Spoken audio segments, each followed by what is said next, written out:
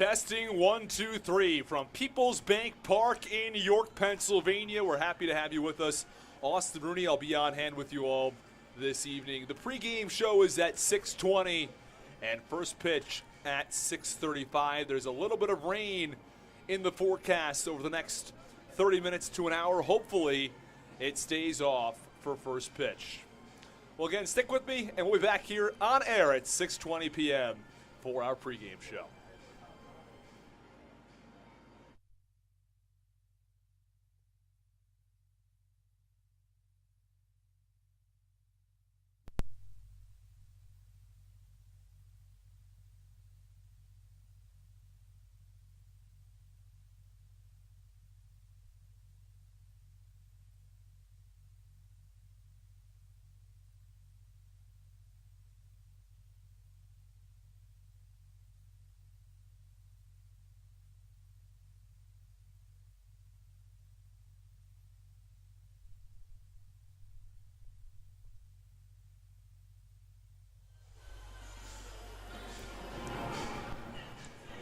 Testing 1, 2, 3 from People's Bank Park in York, Pennsylvania. We're happy to have you with us. Austin Rooney, I'll be on hand with you all this evening. The pregame show is at 6:20 and first pitch at 6:35. There's a little bit of rain in the forecast over the next 30 minutes to an hour. Hopefully it stays off for first pitch. Well, again, stick with me, and we're back here on air at 6:20 p.m. for our pregame show.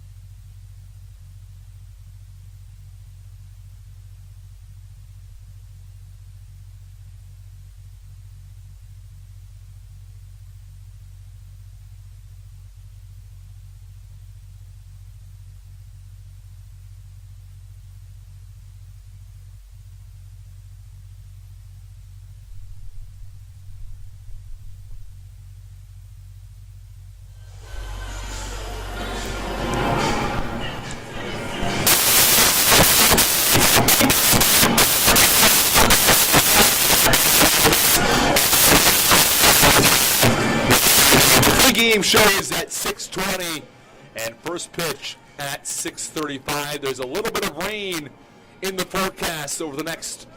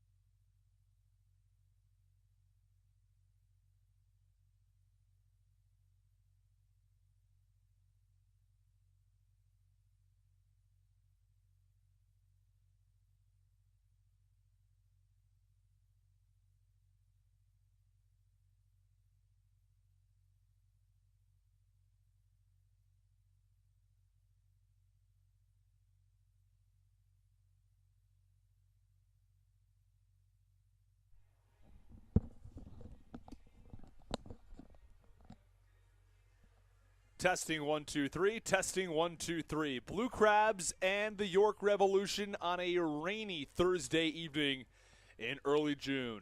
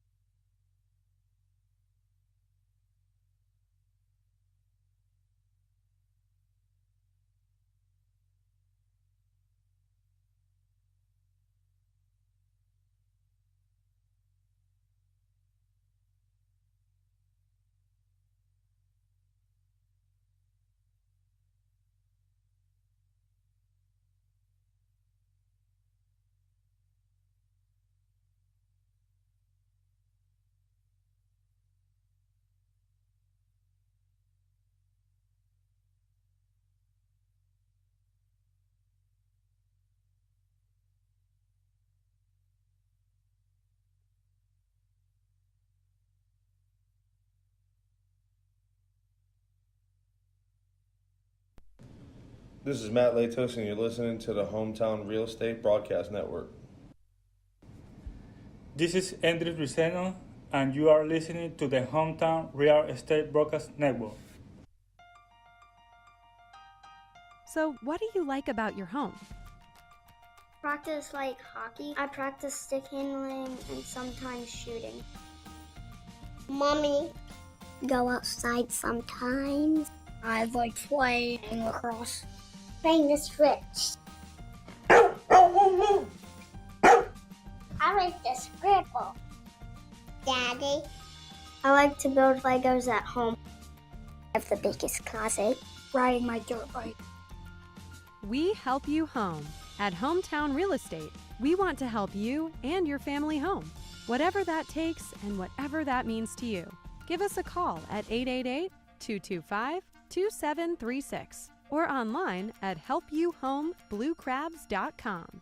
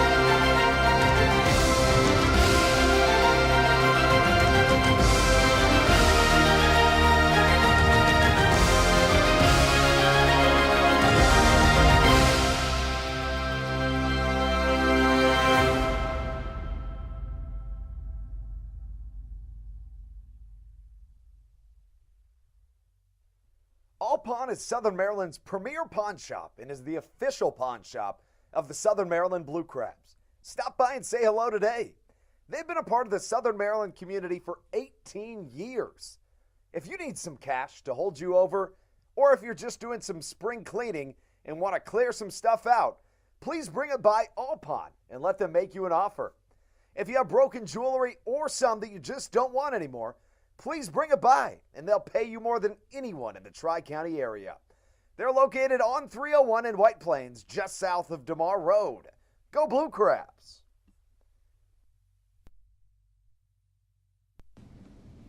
This is Patrick Baker, and you're listening to the Hometown Real Estate Broadcast Network.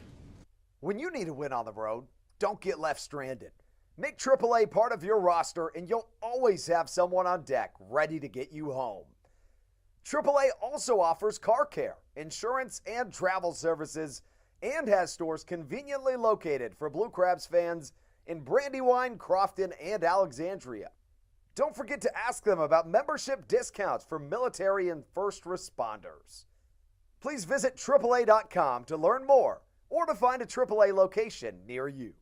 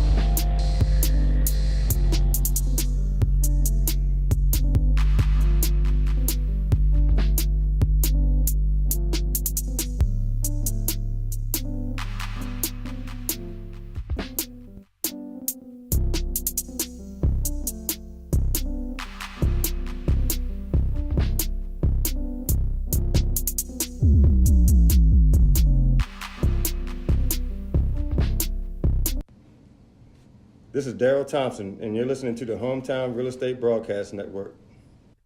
Chick-fil-A of Charles County has been a proud supporter of the Southern Maryland Blue Crabs since their inception in 2008. For years, they have sponsored the Southern Maryland Blue Crabs, America's prisoners of war and missing in action. In between the second inning of each game, there is a moment of silence brought to you by Chick-fil-A. The Southern Maryland Blue Crabs appreciate and respect not only Chick-fil-A, but all of those that have served our great country. The seat that they sponsor was made possible by Chick-fil-A of Charles County. Thank you so much, and visit any of your Charles County Chick-fil-A locations today.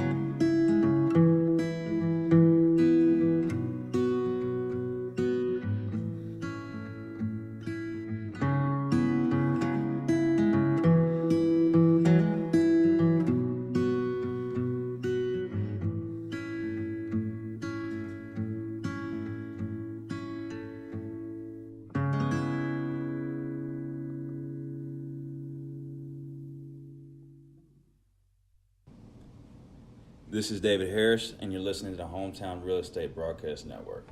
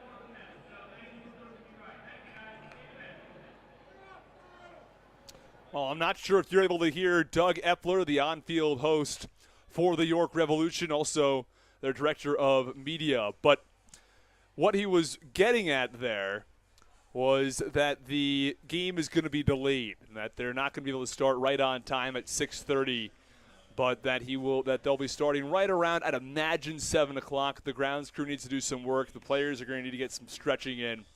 And I'd imagine by around 7, maybe 7:15 or so, we will have our first pitch. We're going to go live with the pregame show a little delayed today with a 6:45 pregame show with the intent that we're going to start a little after 7 p.m.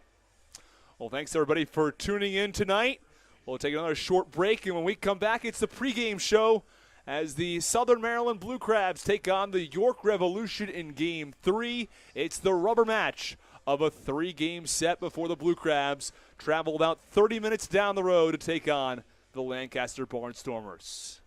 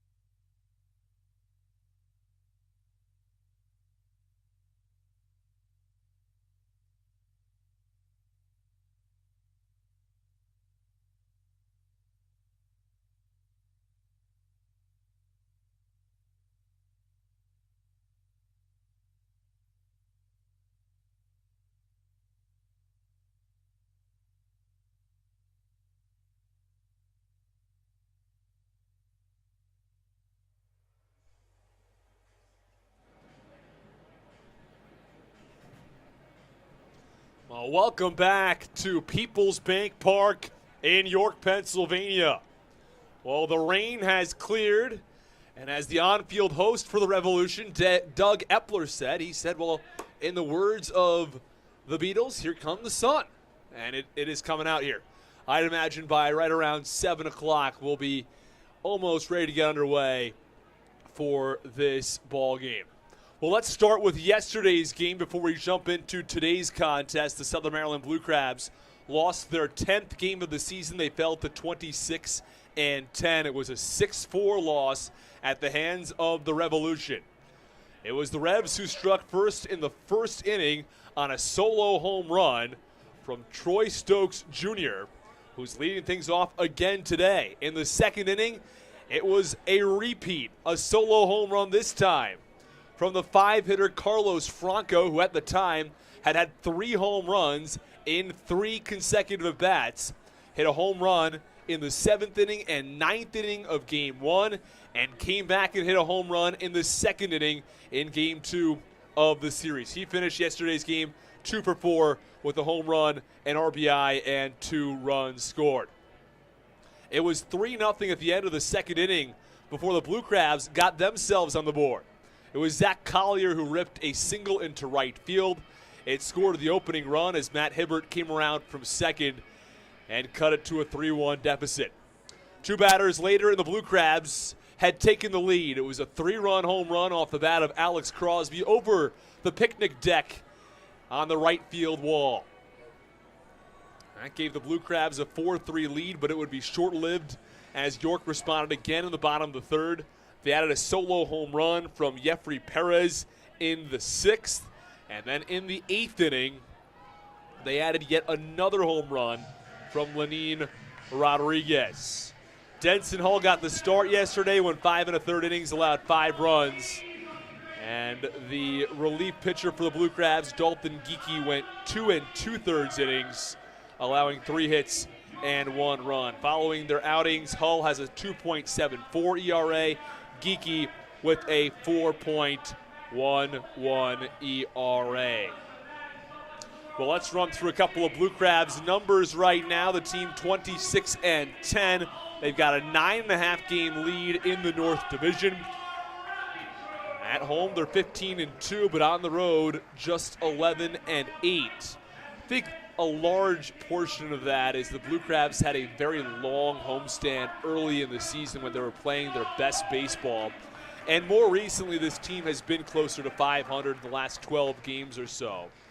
And they've been on the road for a large portion of the last 12 games when they played 500 ball, which I think is the reason that this team is 15-2 at home. They're playing really well earlier in the season, and since then, they've sort of, reverted to the mean, if you will. And they're 11-8 on the road. I think this ball club is a really good team, but I'm not sure that we're ever going to be able to keep up a 900 winning percentage.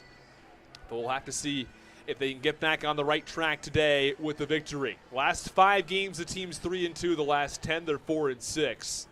And season finales, or series finales, I should say, which this is, the team is 7-3.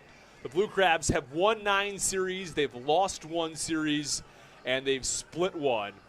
They won their first 9 series of the season. They lost their first series at Long Island before splitting at Charleston.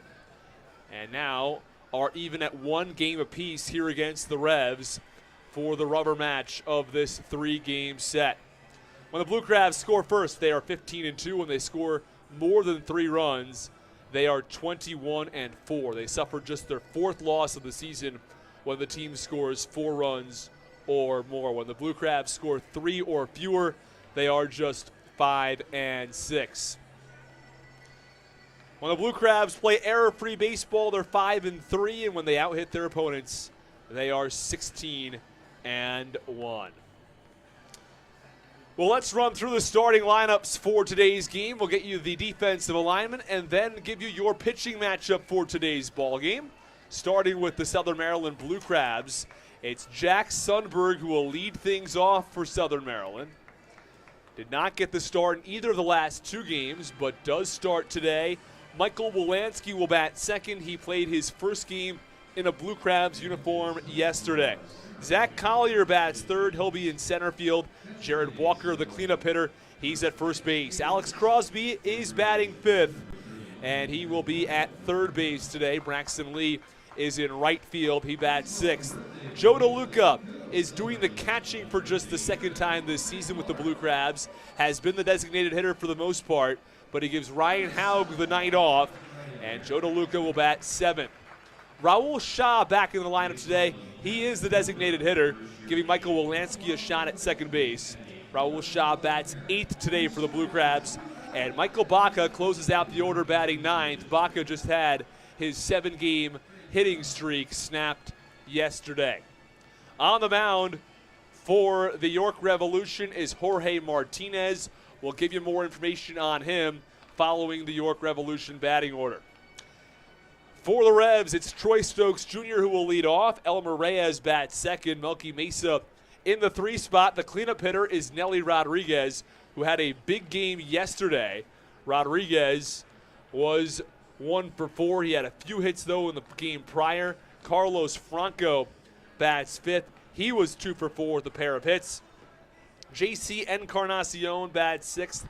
He's the designated hitter. Connor Lean is in the 7 spot. He'll be in center field. Lenin Rodriguez went deep in the 8th inning yesterday off of Dalton Geeky. He bats 8th, and Jeffrey Perez, who had the game-winning home run back in the 6th inning, will close out the order batting 9th.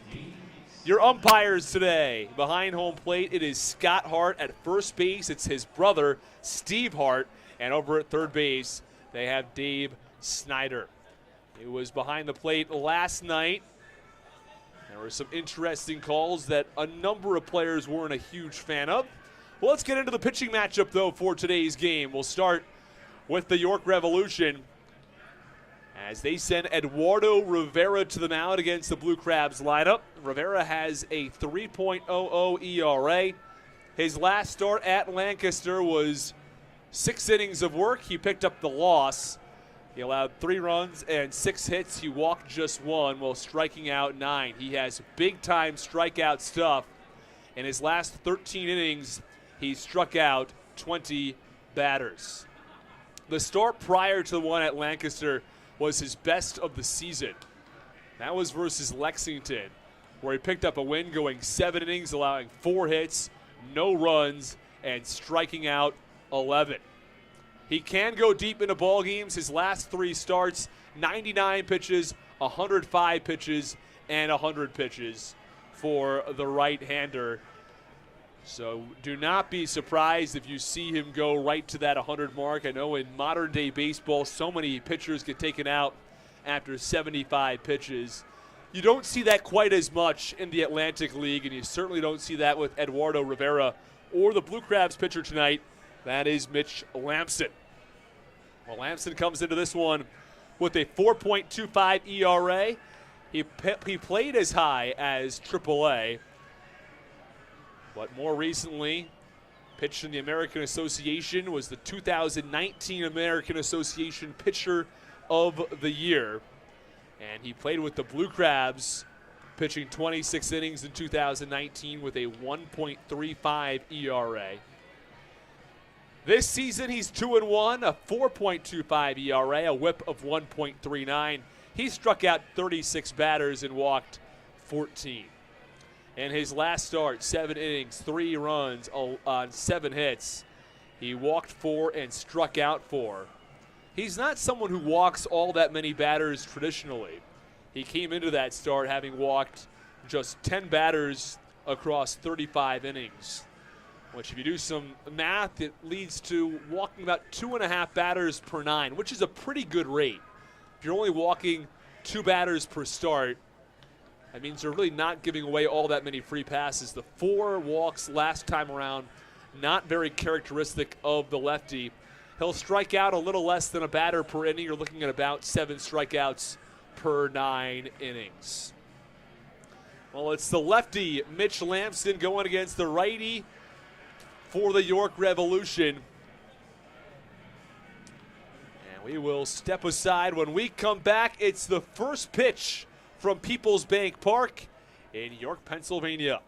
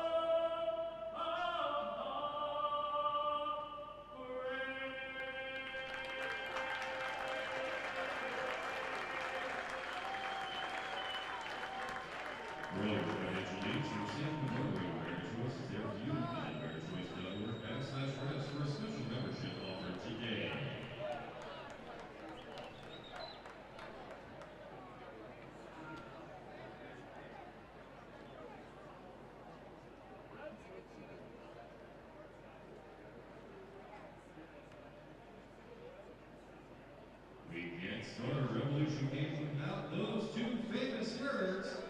Kindergartners Ryan Carlos and Mariah Walker are down on the field to start us off. Let's hear it.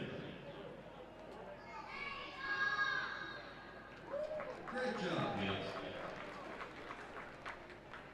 The York Revolution asks fans to always be aware of bats and balls that may enter the stands. If you'd like to be reseated by the protective netting, please order an usher who will accommodate you.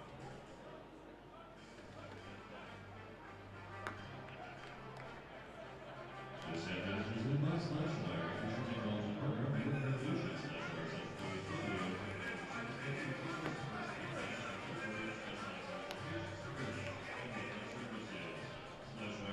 simplify how technology is consumed and enhance how technology is experienced.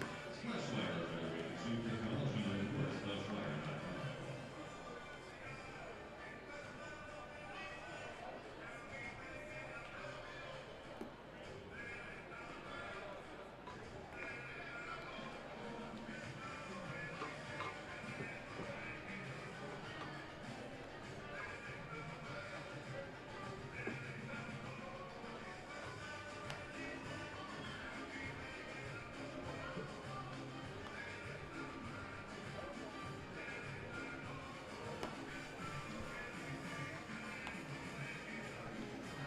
Well, it's just about time for baseball on what has turned in to a beautiful Thursday evening. It was raining for just over an hour. The rain was pretty heavy at times. The grounds crew seems to have done a great job. The batting circle there looks terrific. That was covered during the storm.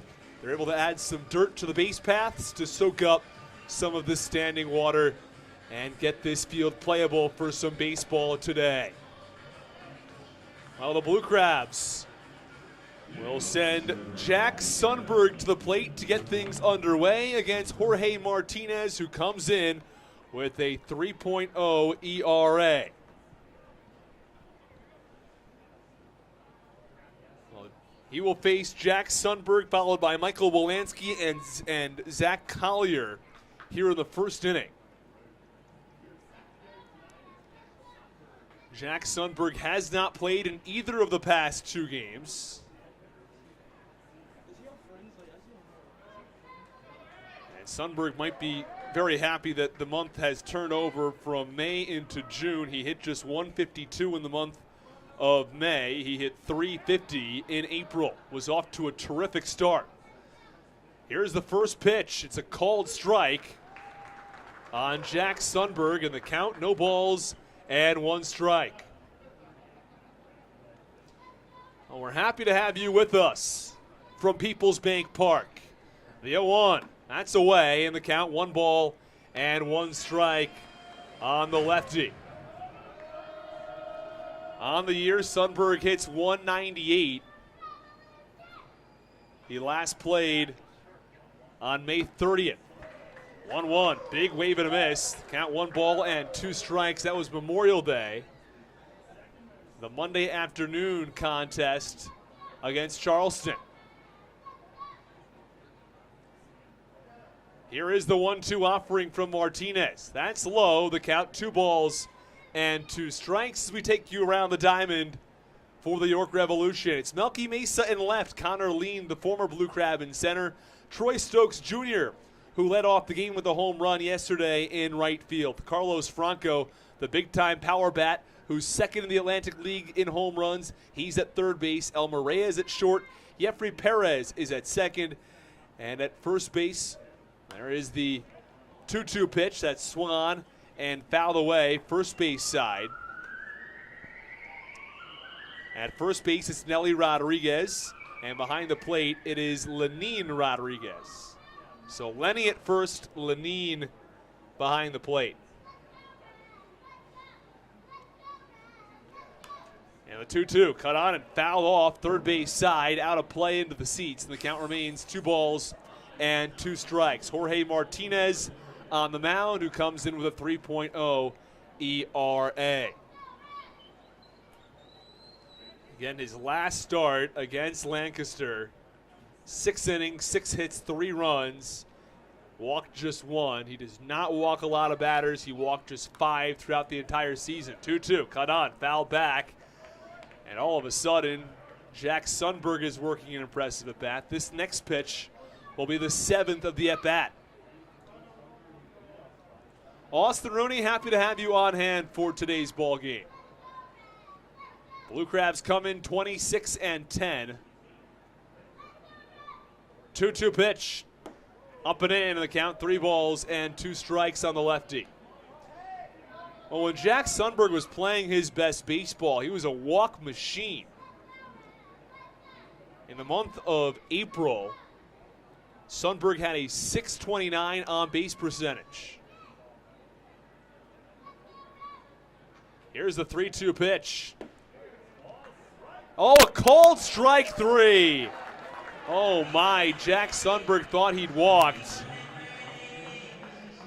But a called strike on the inside corner. And there is one away. So Sundberg goes down looking. It was in a very similar spot to the ball the pitch prior. And that ball might have been strike 3 as well, honestly.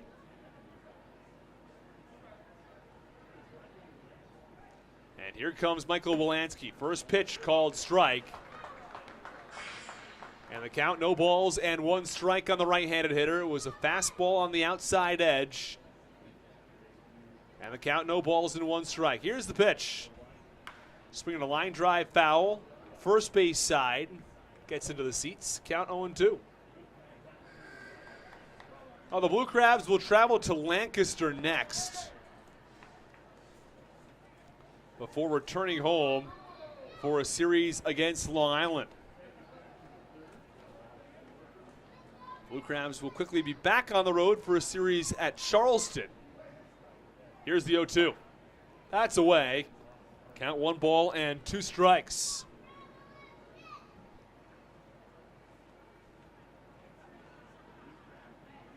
Base paths empty, 1 out in the top of the first. No score. 1-2 pitch, swung on and missed, struck him out. And back-to-back strikeouts to start this game from Jorge Martinez. Got Sundberg looking on the inside corner, goes low and away to get Michael Wolanski swinging for the 2nd out. Here is Zach Collier. If necessary, he'd be followed by Jared Walker. We'll run you through the Blue Crabs order. It's Sundberg who struck out looking batting first. Wolanski who went down swinging batting second. Collier bats third. Walker bats fourth. Crosby bats fifth. The first pitch to Zach Collier is low into the dirt for ball 1. Crosby bats fifth. Lee bats sixth. DeLuca is doing the catching tonight. He bats seventh. Raul Shaw back in the lineup as the DH. He bats 8th, and Michael Baca bats 9th. He's in the 9th spot, closing out the order. 1-0 pitch called strike on the inner half, and the count 1 ball and 1 strike.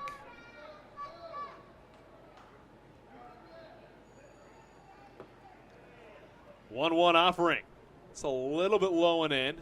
The count 2 balls and 1 strike on the lefty. Blue Crabs are 11-8 on the road. They're 15-2 at home. As the 2-1 pitch, a little bit away, count 3 balls and a strike. Against the North Division, this team is 9-4. Against the South Division, has significantly better records. Blue Crabs are 17-6.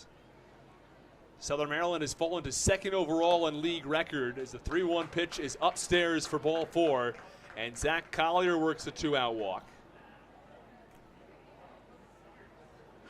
Well, the team with the best record in the league is now the High Point Rockers, who improved to 27-9 yesterday. And despite their incredibly impressive record, they have just a 2-game lead over Gastonia.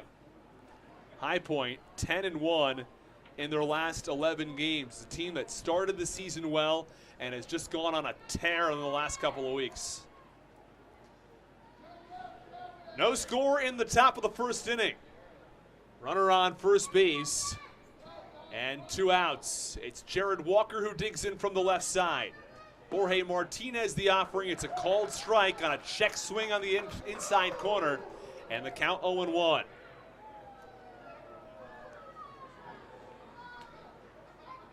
Zach Collier leads off of first base.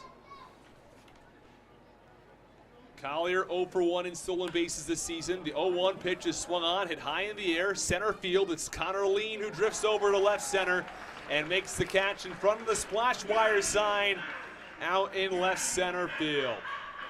Well, the Blue Crabs have 1 walk. They strand 1 at the end of the top of the first. It's the Blue Crabs nothing, and the York Revolution coming to bat.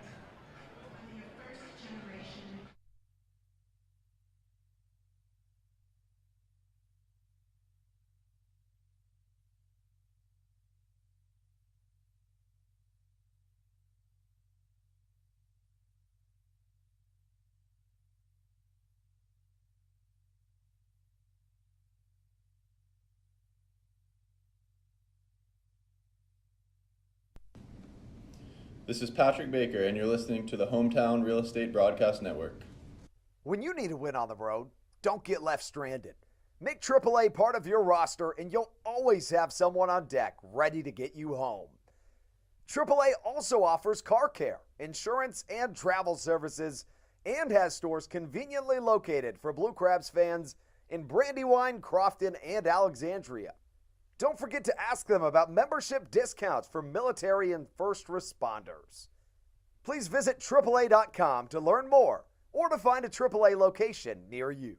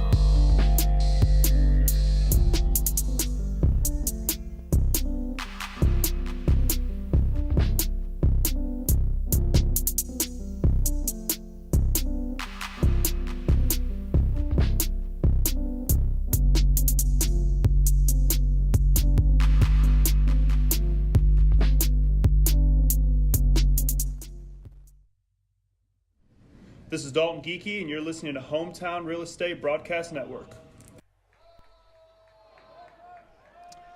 Well, we are back in the bottom of the first inning as the York Revolution send Troy Stokes Jr. to the plate. He faces off against Mitch Lampson in the bottom of the first with no score. First pitch from Lampson is low for ball 1 on the righty. Well, Troy Stokes Jr. hit a home run on the second pitch of Denson Hall's outing last night. 1-0. It's a called strike, and the count 1 ball and 1 strike.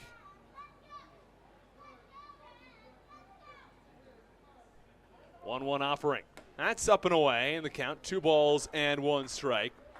Jorge Martinez was pitching in the upper 80s at 89.8 miles an hour. That was fastest pitch he threw. 2-1 pitch, a wave and a miss, and a breaking ball a little bit low and away, and the count now even at 2-2.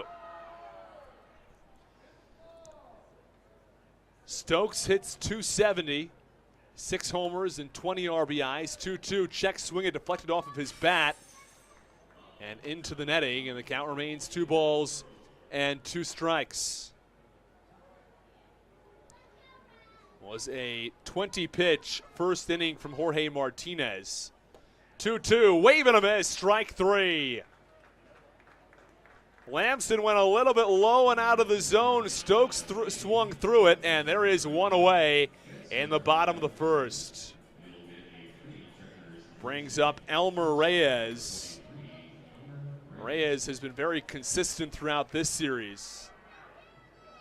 Had one hit yesterday. It was a double, but had 3 in the series opener. First pitch called strike. And early in this one, Mitch Lamson is pounding the zone. That one was on the outer half. 0-1. This one, a breaking ball cut on, hit high in the air, deep left field, down the line, back at the wall, and it is gone. Oh, a solo home run from Elmer Reyes, who went down and got a breaking ball and put it over the arch nemesis wall in left field, the tallest wall in all of baseball, and gives the Revs a 1-0 lead. So today, it's not a home run on the first pitch. It's a home run on the second batter, though. And the York Revolution have a 1-0 lead. You just heard the cannon out in right field. In between innings, it certainly made me jump. I was preparing things here for the bottom of the first. They sent that cannon off, and I jumped out of my seat. First pitch to Melky Mesa, a called strike after the solo home run from Elmer Reyes.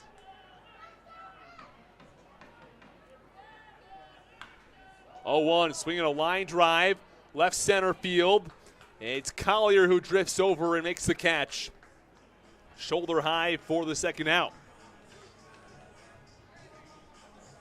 2 away now in the bottom of the first inning, but the York Revolution have taken a 1-0 lead on a solo shot from Elmer Reyes. And that brings up Nelly Rodriguez.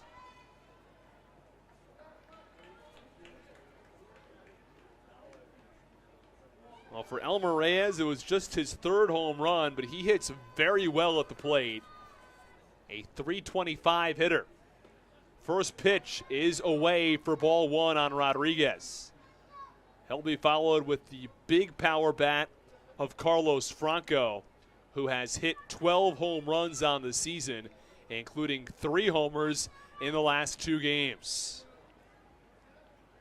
1-0 offering. It's a little bit low.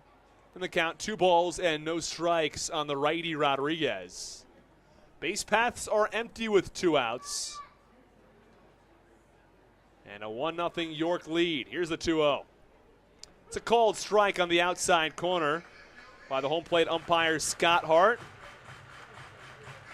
The brother duo of Scott and Steve at home plate and first base. 2-1, that's a little away, and the count 3 balls and a strike. Over at third base, it's Dave Snyder. Snyder was behind the plate last night. Here is the 3-1 pitch. Swinging a high pop-up foul, first base side. The count 3 balls and 2 strikes on Rodriguez. Well, here in the bottom of the first inning, Mitch Lamson has thrown 15 pitches. Here's the 3-2. Swing and a miss. Struck him out. Nelly Rodriguez goes down swinging. It's a pair of strikeouts from Mitch Lamson. But he concedes the opening run. A solo shot from Elmer Reyes has given the Revs a 1-0 lead. It's 1-0 York at the end of 1. We go to the top of the second. Stick with us.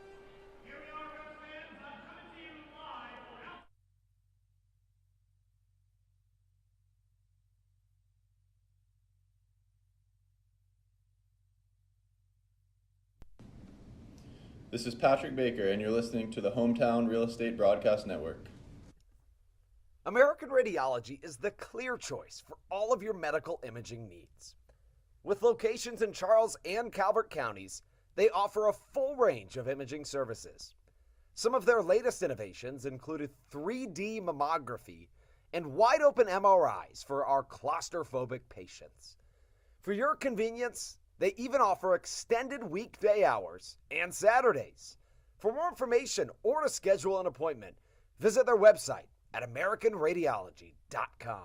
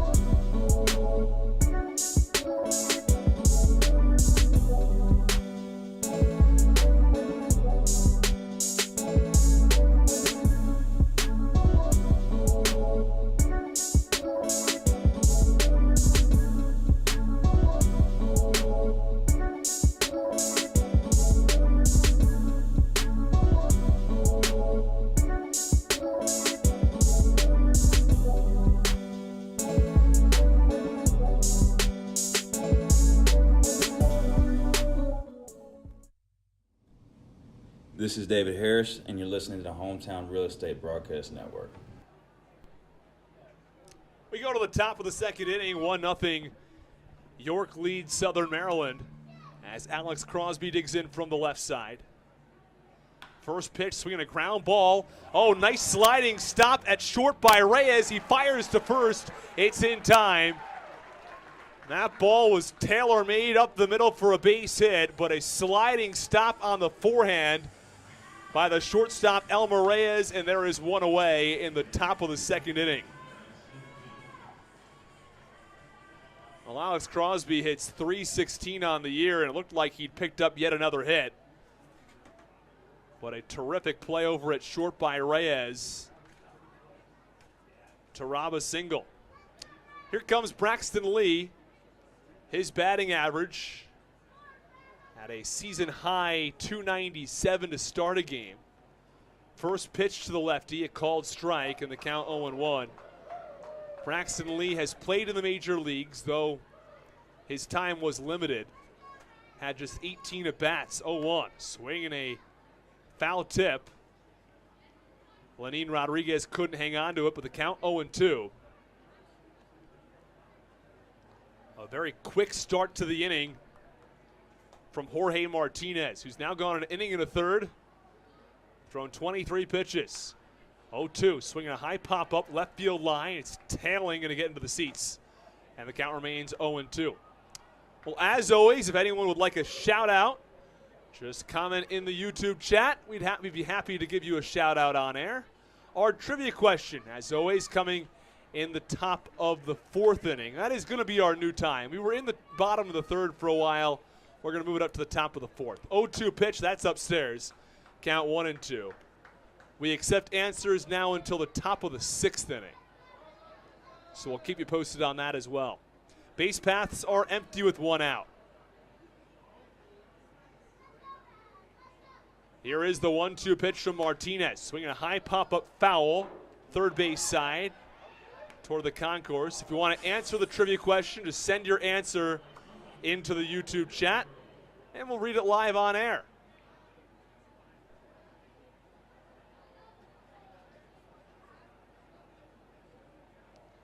One nothing Revs in the top of the second. Had just over a 30-minute rain delay. 1-2 pitch, wave and a miss. Braxton Lee goes down swinging, and there are two away. Jorge Martinez has retired 5 out of 6 Blue Crabs batters. He's issued just one walk to Zach Collier. So now 2 outs in the top of the second. It's the third strikeout from Jorge Martinez as Joe DeLuca comes to the plate. DeLuca is 2 for 7 in the series.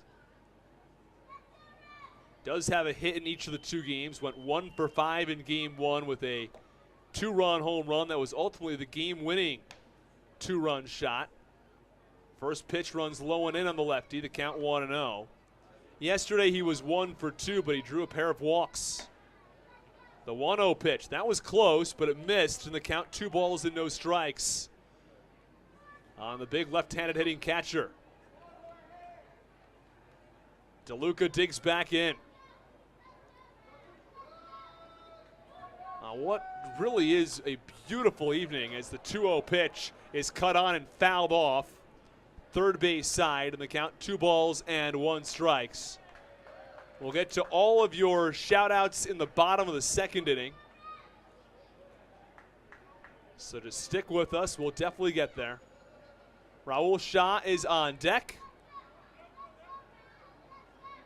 Shah in the DH spot today. 2-1, breaking ball right down the middle. The count 2-2. 1-0. The Revs have the lead. Solo shot from Elmer Reyes put the Revolution on top.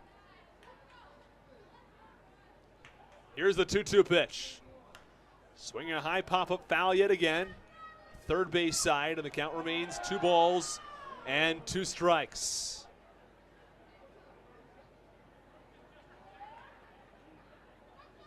DeLuca had a pair of home runs on Memorial Day and still has 3 home runs in his last 3 games. Didn't go deep yesterday, though he nearly did. I was talking to him after the game. He said his foul ball missed the right field foul pole by 6 inches. 2-2 up and away, and the count 3 balls and 2 strikes.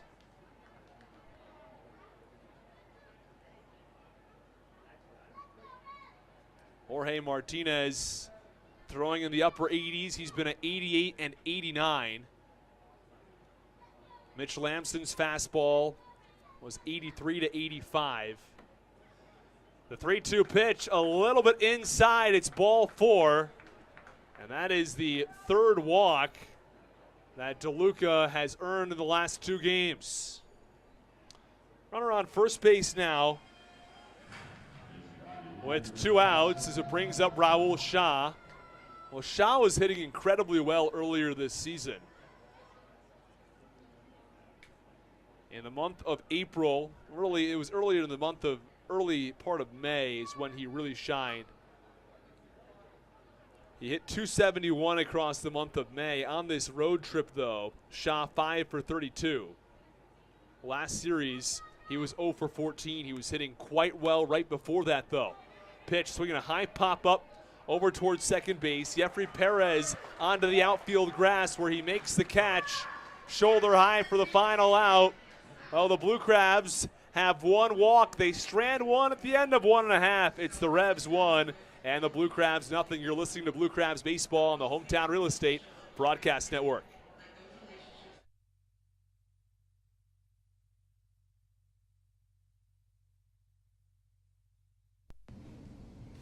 This is Daryl Thompson, and you're listening to the Hometown Real Estate Broadcast Network.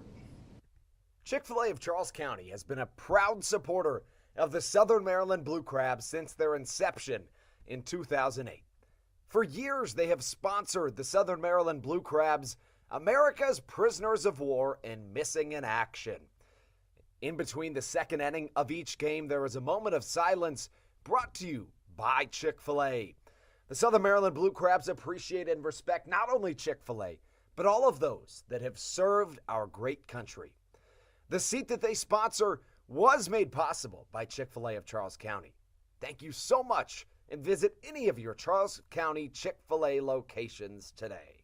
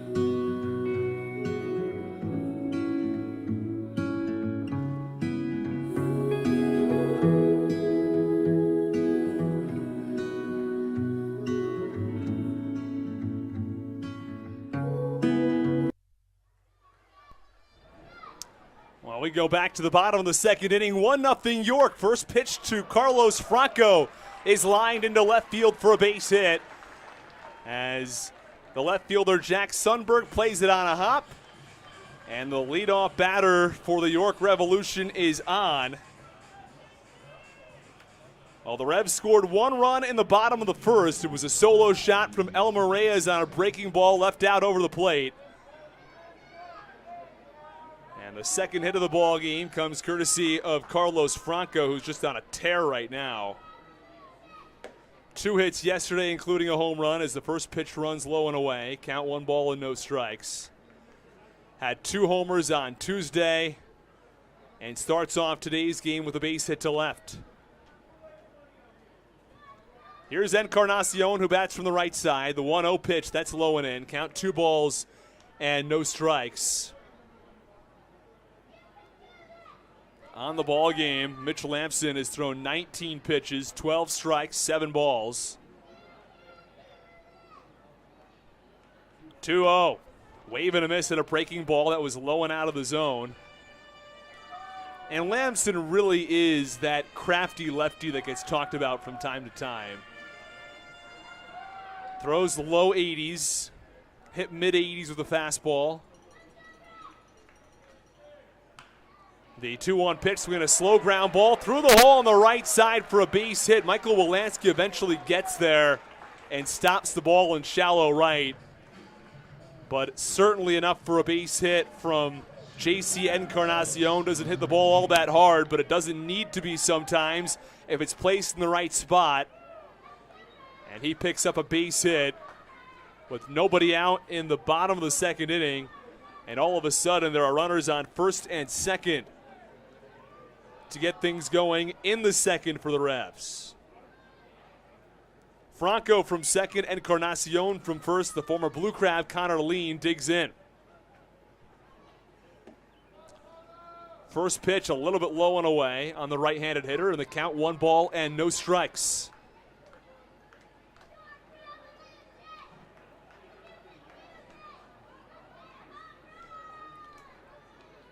Lamson set, he looks back. Carlos Franco, who has a modest lead. The 1-0 pitch, that's low, and the count 2 balls and no strikes.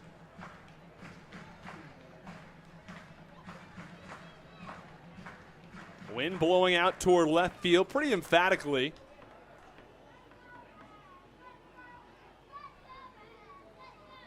Lamson set. Here's the 2-0 pitch. Breaking ball away, count 3-0. Well, we said we were going to get to our shout-outs, so let's get there. Kaylee says, hi, y'all. Bert Hinman says that it's storming in southern Maryland and that we'd be rained out right now if we were at home. So good thing we're on the road here in York and we can play a ball game. Stevie Bowen says hi, and Kevin Mitchell sends the orange crab along as the 3-0 pitch right down the middle for a called strike. And the count 3 balls and 1 strike. Kevin, you need to add some sort of a blue emoji along with the orange crabs so we can get blue crabs. 3-1 pitch. That's low and in. Ball 4, and Connor Lean earns a walk. And the bases are loaded with nobody out for the York Revolution. So it's Franco from third, Encarnacion from second, and Lean from first. The Revs already have a 1-0 lead. And they're looking to extend that lead here in the bottom of the second with 2 in scoring position and no outs. The only benefit for the Blue Crabs here, they've got a force at every base, but the defense is playing back. Baca and Wolanski short and second are at double play depth. First pitch, a big wave and a miss from Lenin Rodriguez, the right-handed hitting catcher. Rodriguez to be followed by Jeffrey Perez. Lamson gets the sign from Joe DeLuca.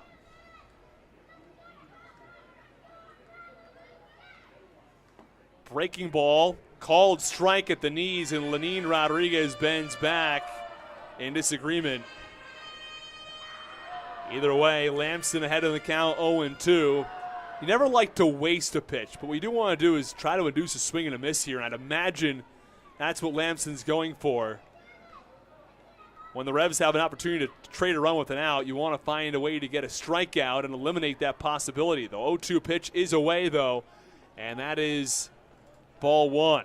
Count 1 ball and 2 strikes, nobody out. Bottom of the second inning, York has a 1-0 advantage, and they're threatening for more with the bases loaded. 1-2 pitch. Called strike 3. The home plate umpire, Scott Hart, rings up Lenin Rodriguez on a pitch on the inside corner, and there is one away. And here comes Jeffrey Perez.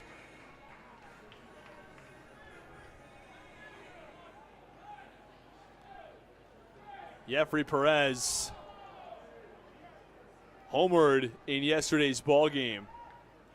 Came in the 6th inning off of Denson Hull. Was the last batter Hull faced before he was taken out of the ball game. Here's a pitch from Lamson. It's a called strike on the outside corner, and the count 0-1.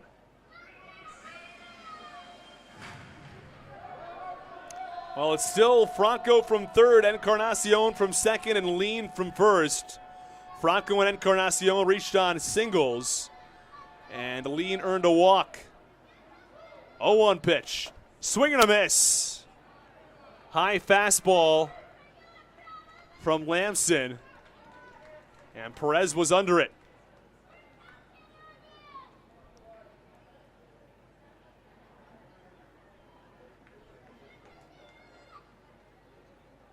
Count, no balls and 2 strikes. Here's the pitch. Wave and a miss. Struck him out. Back-to-back Ks from Mitch Lamson.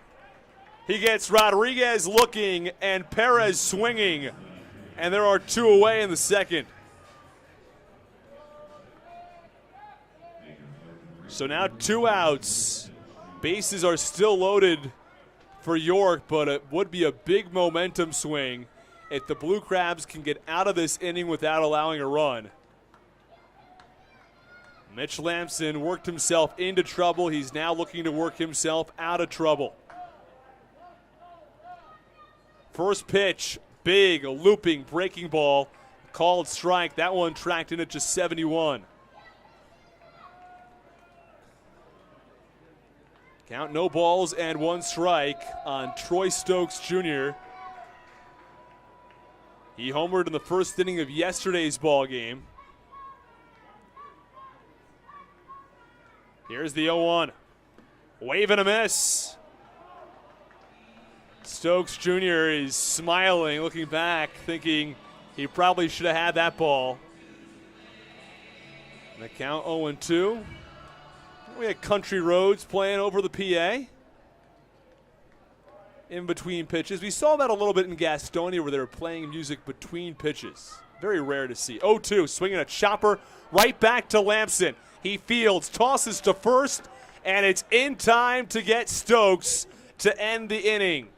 Well, Lamson allowed a pair of singles. He walked one and loaded the bases with nobody out, but he gets a pair of strikeouts that induces a ground out to end the bottom of the second inning. It's still 1-0 Revs. We go to the top of the third. Blue Crabs coming to bat.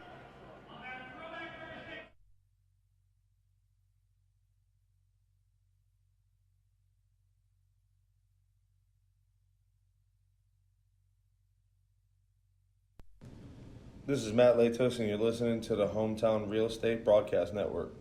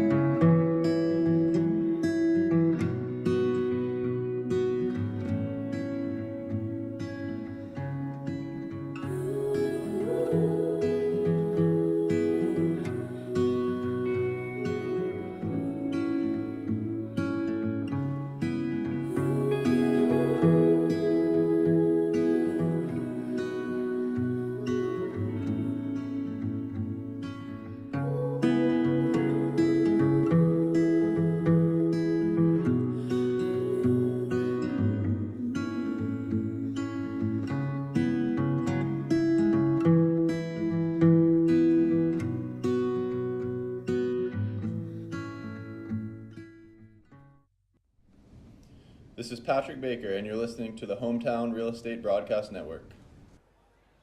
Well, we go to the top of the third, 1-0 York. The Blue Crabs will send 9-1-2 to the plate. Here is Michael Baca to get things started. First pitch swinging, ground ball over to short. Easily fielded by Elmer Reyes. He tosses to first, and it beats Michael Baca by a step for the first out. One away in the top of the third. Southern Maryland still hasn't mustered their first hit of the day. They've had 2 walks. It was Zach Collier who walked back in the first inning. Joe DeLuca walked in the second. Here's Jack Sundberg. He went down looking in the first inning. Had a hard-fought 7-pitch at bat.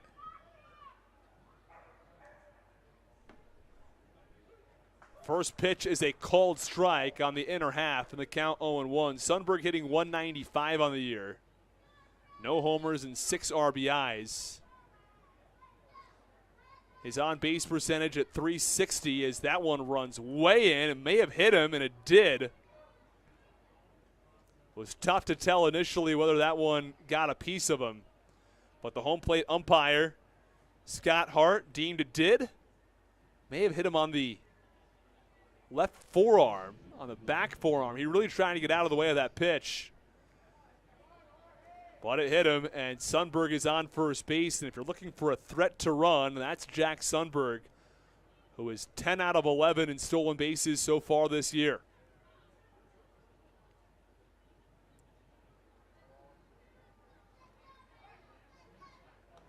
And Martinez steps off and tosses to first to check on Sundberg, who dives in safely.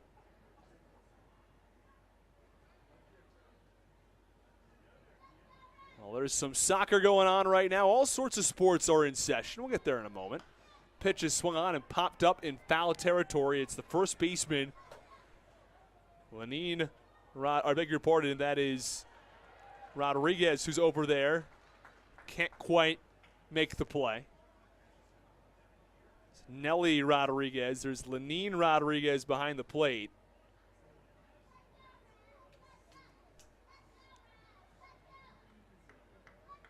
Count no balls and 1 strike on Wolanski. The U.S. men's national team is preparing for the World Cup. That's not till November, but they played Morocco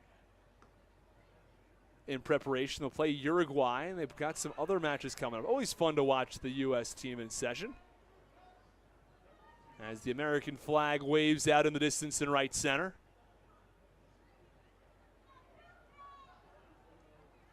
Wolanski digs back in. Rodriguez tosses over to first to check on Sundberg. And Jorge Martinez is quite preoccupied by the runner on first base.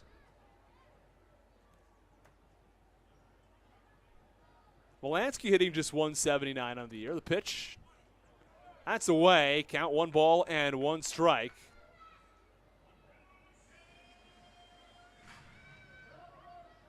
In addition, of course, to soccer, NHL playoffs, NBA playoffs ongoing. Eastern and Western Conference Finals in both sports. Runner goes, pitches a called strike, throw down to second, not quite in time. Very close play. The second baseman, Jeffrey Perez, looks back at the third base umpire, Dave Snyder, asking how was that not in time. Was a really nice throw from Lenine Rodriguez. Perez applied the tag. I thought on first look that Sundberg was safe, and that's the call that Dave Snyder has given as well. So it's the 11th stolen base of the year from Jack Sundberg. Blue Crabs trail by 1, but there's a runner in scoring position with 1 out as Michael Wolanski digs back in. Wolanski to be followed by Collier. Blue Crabs have now had 3 base runners, but no hits yet. 1-2 pitch. That's well outside, and the count 2 balls and 2 strikes on the righty, Michael Wolanski. Wolanski started the season on fire. In his first 2 games of the year, Wolanski was 5 for 8. Hit .471 overall in the month of April. 2-2 pitch, close, but Rodriguez was set up outside, and it ended up outside in the count. 3 balls and 2 strikes on the righty Michael Wolanski. Sundberg from second, he reached on a hit by pitch and then picked up his 11th stolen base. Martinez set, runner goes, 3-2 pitch, fouled off, first base side. Well, Sundberg was looking for his second stolen base in as many tries. May have been the hit and run on, though, as the Blue Crabs had Wolanski swinging. Well, this will be the 7th pitch of the at-bat to Wolanski. Back in the first inning, Sundberg worked a deep at-bat. Now it's Wolanski who bats right after him. The 45th pitch of the evening, upcoming from Jorge Martinez through just 2 1/3. Here's the offering. Swinging a line drive foul to the netting behind home plate once more. Martinez, 39 years old from Cuba, has spent some time in the Atlantic League. Also spent time in Mexico when it had its AAA designation. The Mexican League is now just considered an independent league. But prior to the Major League Baseball, Minor League Baseball realignment, Mexico was considered AAA. Martinez steps off and spins and looks back. The runner on second base, Jack Sundberg. Sundberg didn't have a massive lead, and nobody was covering, neither Jeffrey Perez or Elmer Reyes. Well, Wolanski takes a couple of half-practice swings and awaits the offering from Jorge Martinez. Wolanski worked 2 walks yesterday. Here's the payoff pitch. Swinging a high pop-up towards second. It could be 2. Caught out on the shallow right field grass by Perez. He's going to step on second base himself. It's a double play on a pop-up to second as Jack Sundberg took off on the 3-2. Well, that ends the top of the 3rd inning. It's the York Revolution 1 and the Blue Crabs nothing. Southern Maryland had 1 walk, but they strand none after the double play from the Revolution. We go to the bottom of the 3rd as Mitch Lamson returns for his 3rd inning of work.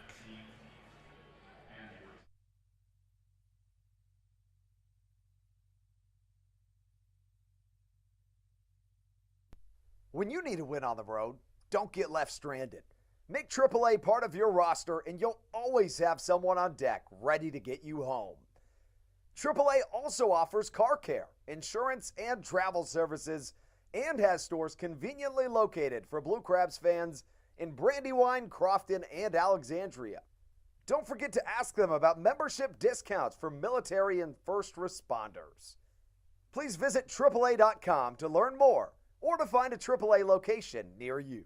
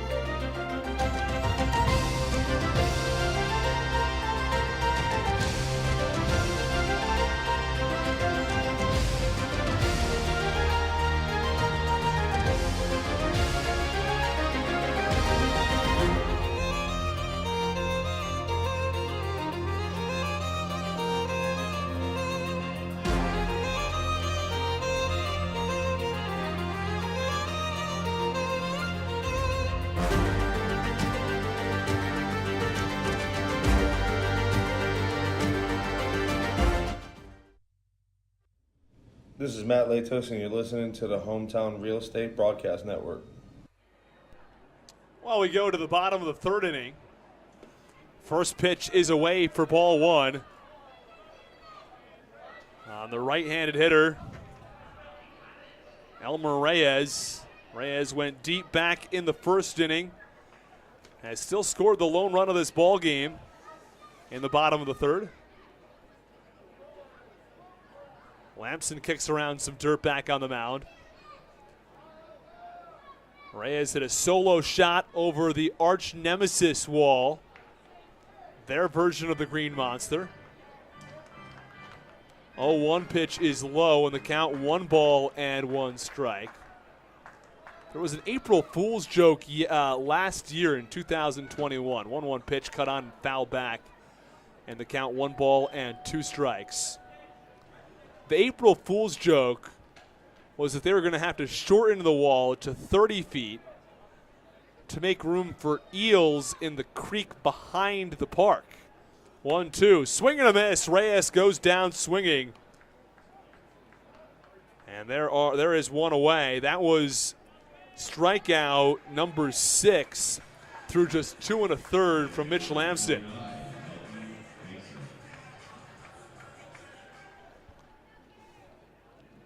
In his last start altogether, which spanned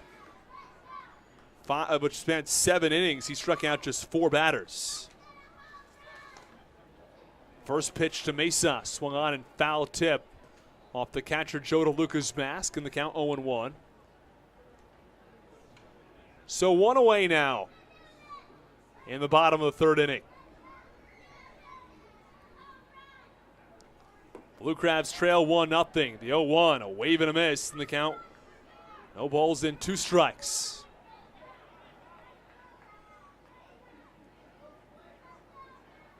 Well, Lamson is looking for back-to-back strikeouts. Had at least 2 strikeouts in each of the first 2 innings. And the 0-2 swung on and missed. It's his second strikeout here in the third. Mesa doesn't bother running it out, as the pitch was in the dirt. He was eligible to do so, but he walks right back to the dugout as he swings and misses at a breaking ball low and out of the zone. This is Mitch Lamson at his best, though. When he's striking out this many batters, and he's not allowing a lot of hard contact. He allowed the solo shot. Carlos Franco got a good piece of one into left, but it was a very slow ground ball hit by JP Encarnacion. First pitch called strike on the outside corner. 2 away, 1-0 Revs here in the bottom of the third.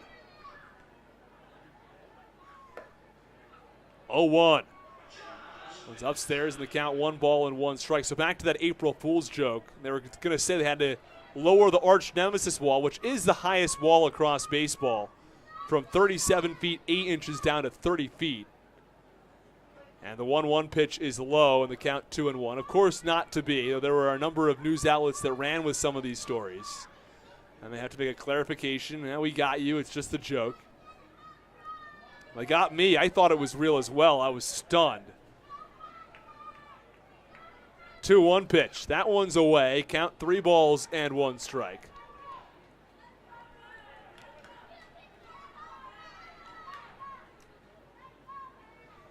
Well, Rodriguez steps back in. Here's the 3-1 pitch. Swing and a miss. And Nelly Rodriguez chases. And the count full at 3-2. Lamson's gone 2 2/3. He will throw his 50th pitch of the evening. Here it is on the 3-2. Swing and a miss. Struck him out. Lamson strikes out the side. It's his 7th strikeout over just 3 innings of work. He's dealing here through 3, but the Revs still have a 1-0 lead as we go to the top of the 4th. Blue Crabs coming to the plate.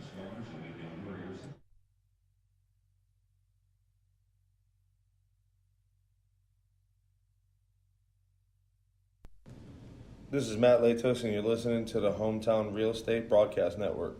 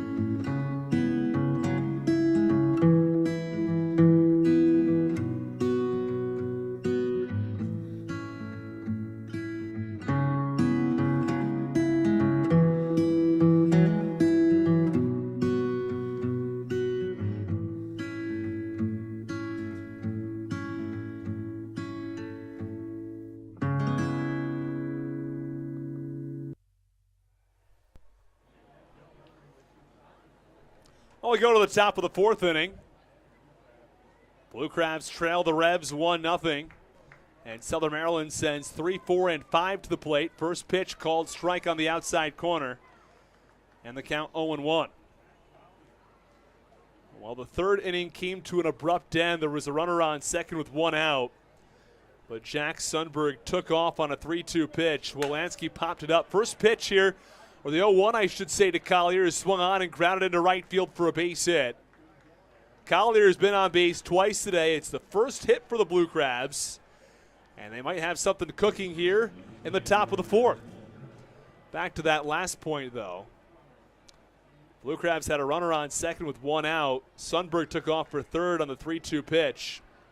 Wolanski swung, popped it up to second, and it was an unassisted double play from Michael Wolanski.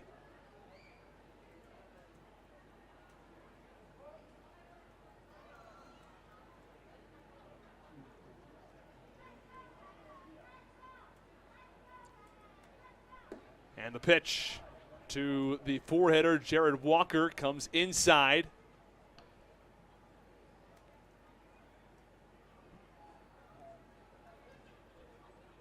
Well, it was an unassisted double play. Of course, the unassisted triple play is the rarest play in sports. As the 1-0 pitch, that's away, and the count 2 balls and no strikes.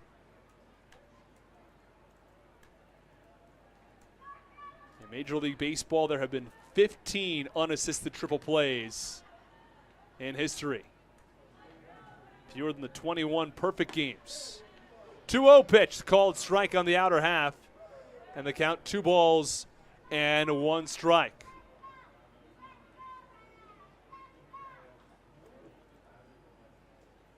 Well, actually, there are 23. There were 21, but perfect games are becoming a little more commonly. So 23 perfect games in Major League Baseball history. 2-1 pitch is a called strike on the outside corner. Count 2 balls and 2 strikes. We'll look up a number of different stats and numbers. And our trivia question today: what is the most strikeouts recorded by a pitcher in one game, and who recorded that number of strikeouts? So most strikeouts in a single game by a pitcher. Lampson's got 7 Ks through 3 innings. 2-2. Swinging a high pop-up foul off the bat of Jared Walker, gets into the seats.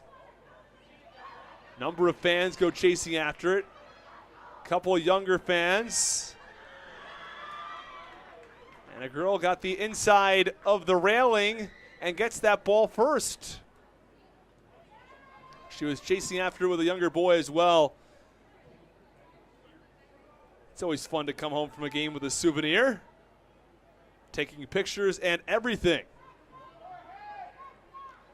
Well, there's a runner on first and nobody out. 2-2 pitch cut on and fouled off yet again from Jared Walker. 1-0 Revs. That run came way back in the bottom of the first inning. So your trivia question: what's the most strikeouts in a single game by a pitcher? And who holds that record? Be accepting answers up until the top of the 6th inning. I trust no one's going to go ahead and look this one up. Let's give it your best guess. 2-2 pitch, swinging a ground ball to second. Could be 2 on, a short for 1. Back on to first, not in time. Steve Hart almost looked like he was going to punch out Jared Walker, but instead it looked like he was going to that motion and then called him safe. And Jared Walker reaches on a fielder's choice. So the Blue Crabs still have a runner on with 1 out. Well done by Jared Walker to run that ball out down the line. It was actually a close play at second base. Here comes Alex Crosby.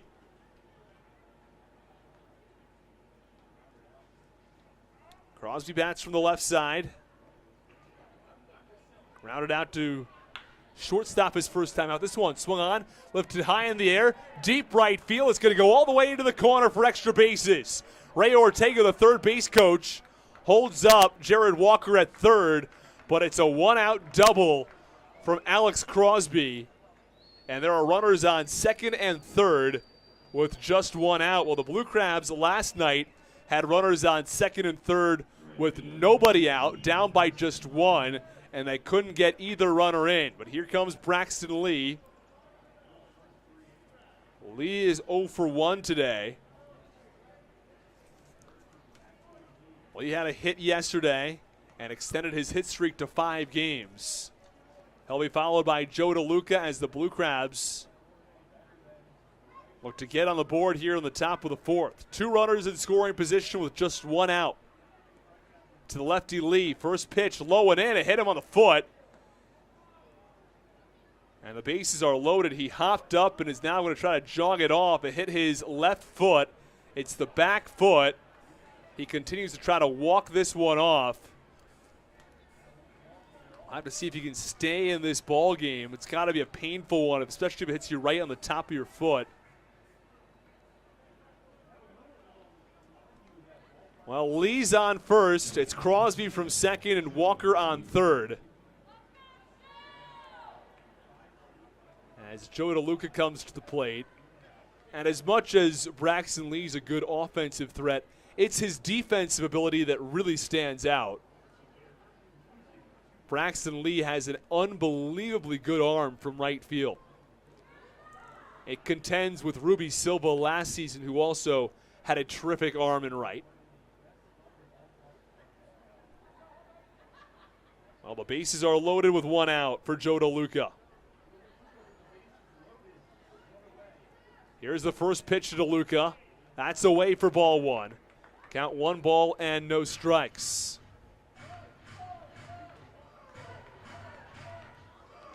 Well, Kaylee, who aced the trivia question yesterday, has given us the name of the pitcher who has the most strikeouts in MLB history, and Wes Mumper is also pitching in. 1-0 pitch is cut on and fouled off. Count 1 ball and 1 strike on DeLuca. Wes Mumper says 21 strikeouts is the most in a game, but he can't remember who. He was saying Max Scherzer had 20 against the Tigers when he was with the Nationals. And Kaylee came up to chime in, says it is Tom Chaney. I'm honestly surprised. The answer is 21, by the way. This one swinging a ground ball through the right side for a base hit underneath the glove of Nelly Rodriguez. 1 run scores. They wave around Crosby. He'll score. It's a 2 RBI single, and the Blue Crabs have taken a 2-1 lead.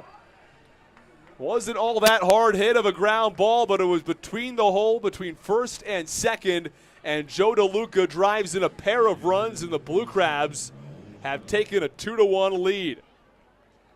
They're not done yet either. Braxton Lee goes from first to third, and Joe DeLuca on base for the second time today. And here comes Raul Shah. Perfect opportunity for him to break out.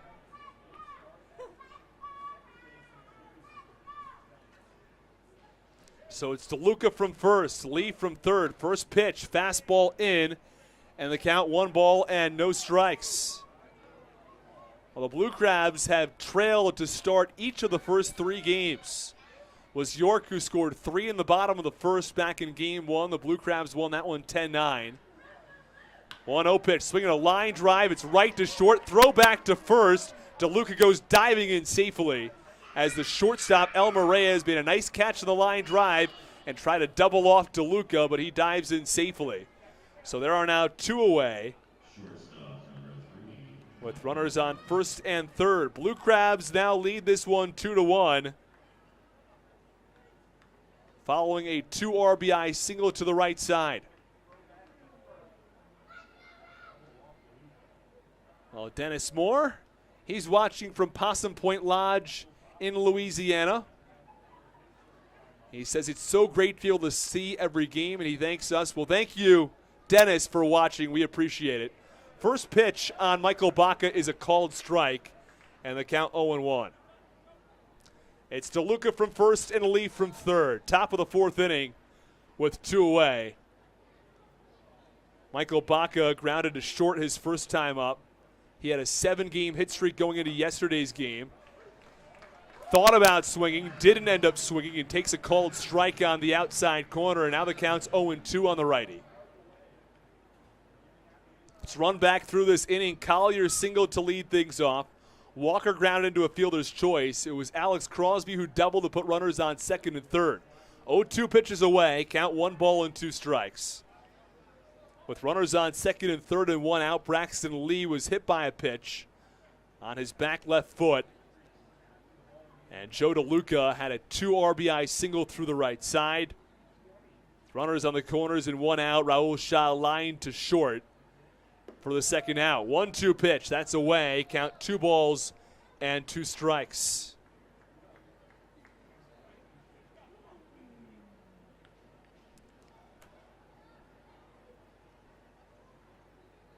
Baca digs back in.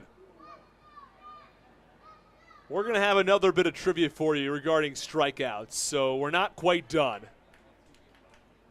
Dennis Moore added in Tom Cheney there in the group chat, in the YouTube chat. The 2-2 pitch, swing and a miss. Baca goes down on strikes, and that ends the top of the fourth inning, but not before the Blue Crabs score 2 on a 2 RBI single from the catcher, Joe DeLuca. The Blue Crabs have a 2-1 lead in the top of the fourth. Stick with us.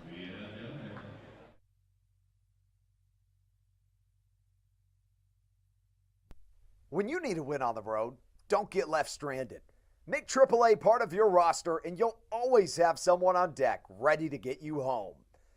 AAA also offers car care, insurance, and travel services, and has stores conveniently located for Blue Crabs fans in Brandywine, Crofton, and Alexandria. Don't forget to ask them about membership discounts for military and first responders. Please visit AAA.com to learn more or to find a AAA location near you.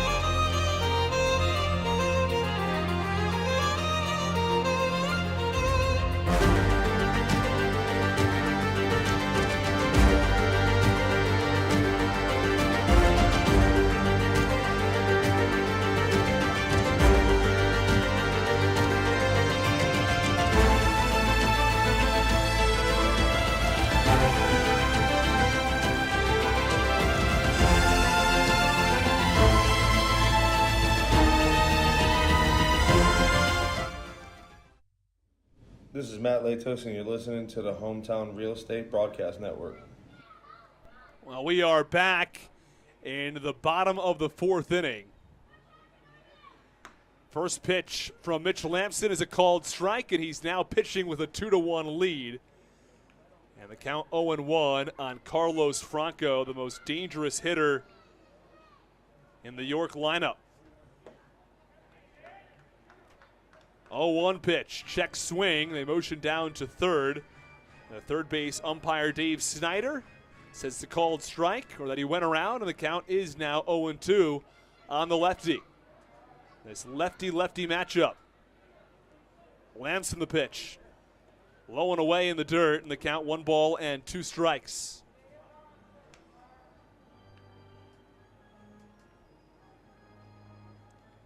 The record for most strikeouts in a game is Tom Chaney, who way back in 1962 struck out 21 batters. As the 1-2 pitch is low and the count 2 balls and 2 strikes.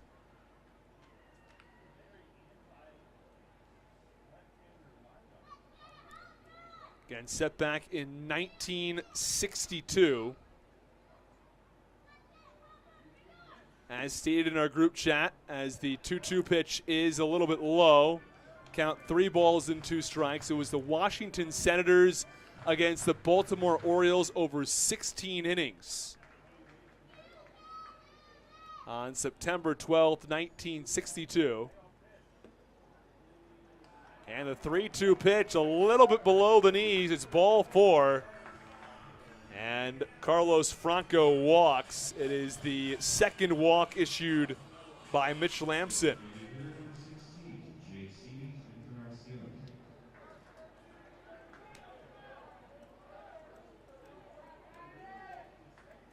And here comes J.C. Encarnacion.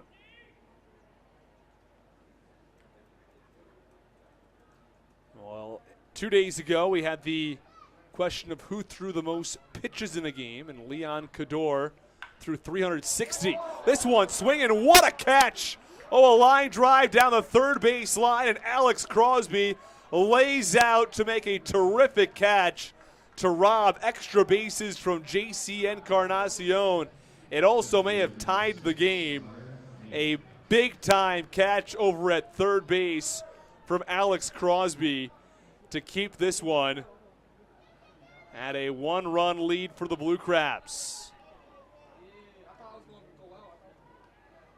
A terrific catch from Alex Crosby on what might have been the hardest hit ball of the day. Here's Connor Lean. Breaking ball called strike.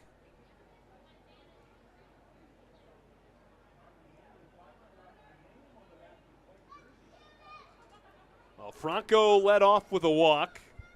Encarnacion is lined to third. Lean walked his first time up. 0-1. That's low. Count 1 ball and 1 strike. Well, following a 30-minute rain delay, this game is now in action. We're in the bottom of the 4th inning. Blue Crabs lead it 2-1. Here's the 1-1 offering. Breaking ball at the knees, count 1 and 2. Well, the wind was blowing out in from left field, I should say. And now the wind's blowing out towards center field. So it's sort of been all over the place. 1-2. Wave and a miss. Lean goes down on strikes. They're 2 away. That's the 8th strikeout of the game from Mitch Lamson. He had 2 in the first, 2 in the second, 3 in the third, and now 1 here in the 4th. Well, let's see if he can keep that streak alive of recording at least 2 strikeouts in each inning.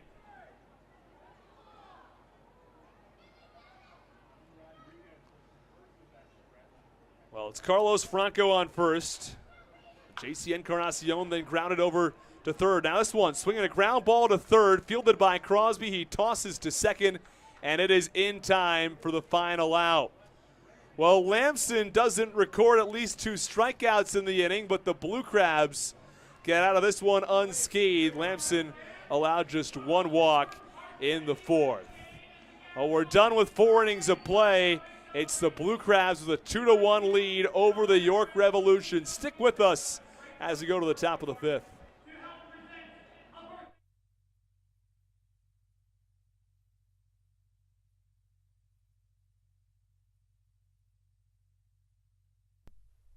All Pawn is Southern Maryland's premier pawn shop and is the official pawn shop of the Southern Maryland Blue Crabs. Stop by and say hello today. They've been a part of the Southern Maryland community for 18 years. If you need some cash to hold you over, or if you're just doing some spring cleaning and want to clear some stuff out, please bring it by All Pawn and let them make you an offer. If you have broken jewelry or some that you just don't want anymore, please bring it by and they'll pay you more than anyone in the Tri-County area. They're located on 301 in White Plains, just south of DeMar Road. Go Blue Crabs!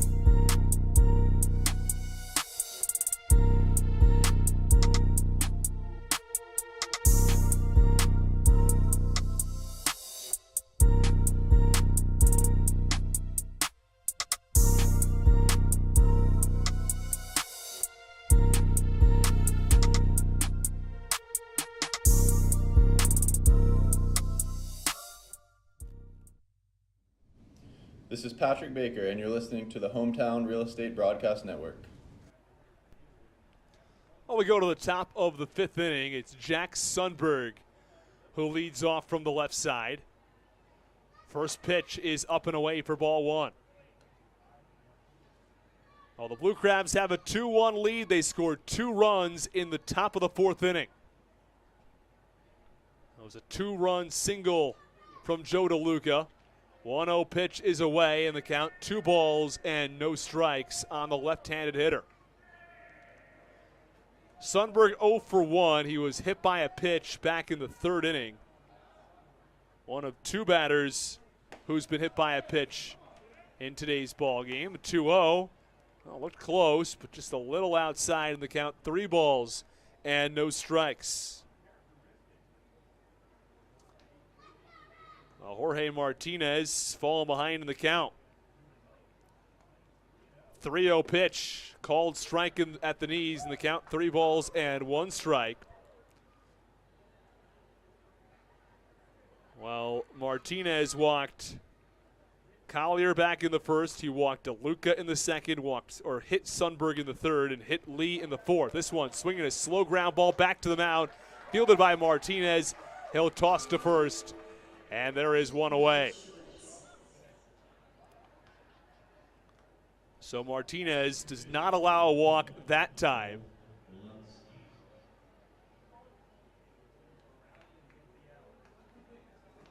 And here is Michael Wilansky. Wilansky steps in. Martinez, set of the belt. Here's the first pitch. Breaking ball, called strike. About thigh level in the count, 0-1.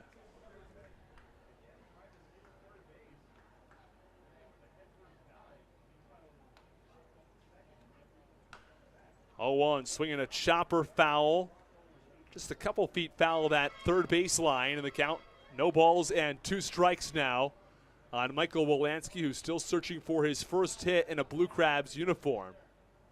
0 for 2 today, was 0 for 3 yesterday, did reach on a pair of walks in yesterday's ball game. A sure-handed middle infielder. 0-2 pitch. That's away, count 1 ball and 2 strikes. Going to open things up for the Blue Crabs in the middle of that infield. Michael Baca has played in virtually every single game this season. Here is the 1-2 pitch. Swinging a line drive. Right field side. Troy Stokes ranges over toward the right field line where he makes the catch for the 2nd out. 2 up and 2 down quickly from Martinez.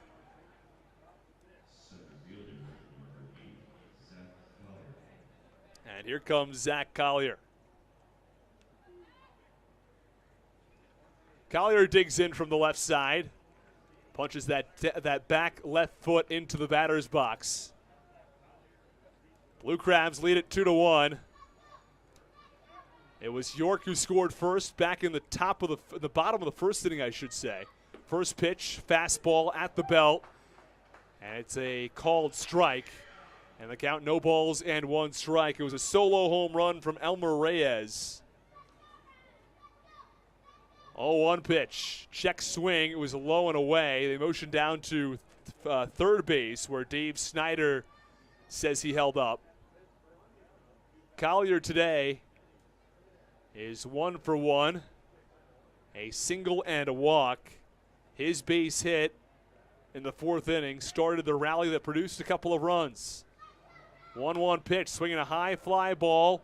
Right center field. Connor Lean drifts over in front of the PSECU sign and makes the catch for the final out. We're halfway through here at Peoples Bank Park in York, Pennsylvania. It's the Blue Crabs 2 and the Revs 1. Lamson to return for his 5th inning of work when we come back.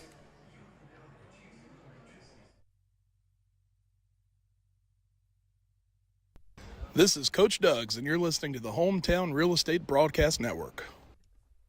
American Radiology is the clear choice for all of your medical imaging needs.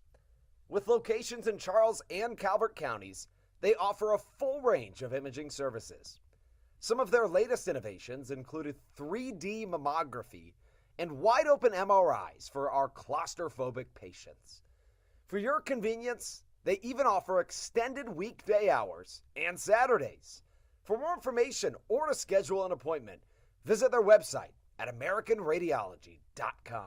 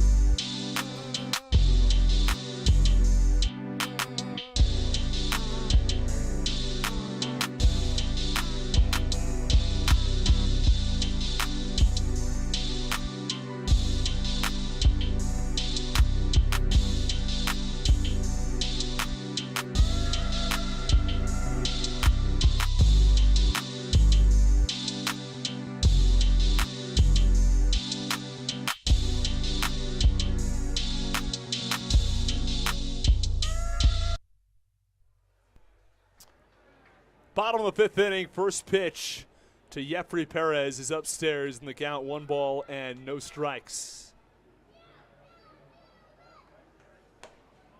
1-0 pitch, that's away in the count, 2 balls and no strikes.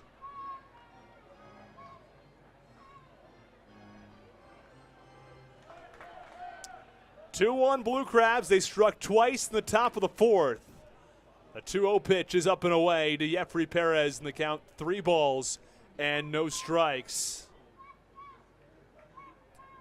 Well, Lamson's a perfect example of a pitcher who does not throw all that hard but can still get a ton of strikeouts. It's a 3-0 pitch, an 81-mile-per-hour fastball right of the belt for a called strike.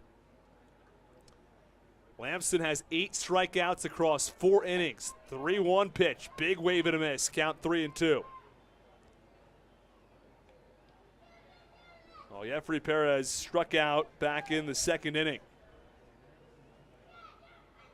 Lamson struck out 2 in the 1st, 2 in the 2nd, 3 in the 3rd, and 1 in the 4th. Here's the 3-2 pitch. Swing and a miss.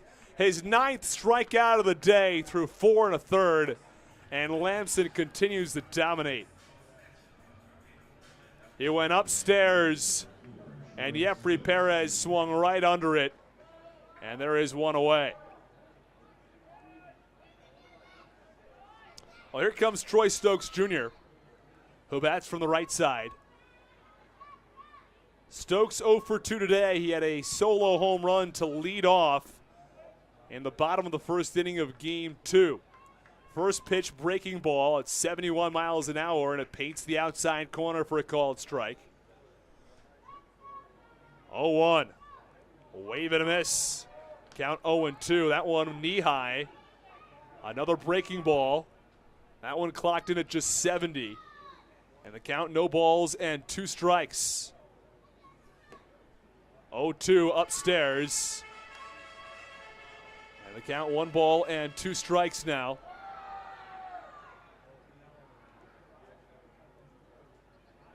Lamson throws his 71st pitch. It's called strike 3 on the outer edge. Oh, wow, another strikeout for Mitch Lamson. It's the 10th of the ball game. And there are 2 outs in the bottom of the 5th. You want a dominant performance on the mound, and the lefty Mitch Lamson has found his stuff today.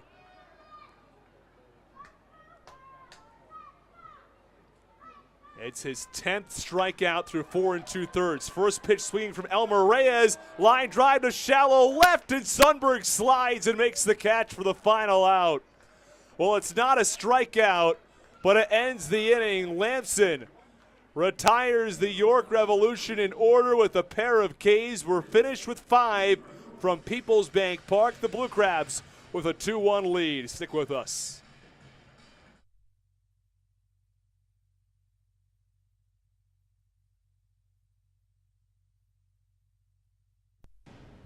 This is Joe DeLuca, and you're listening to the Hometown Real Estate Broadcast Network.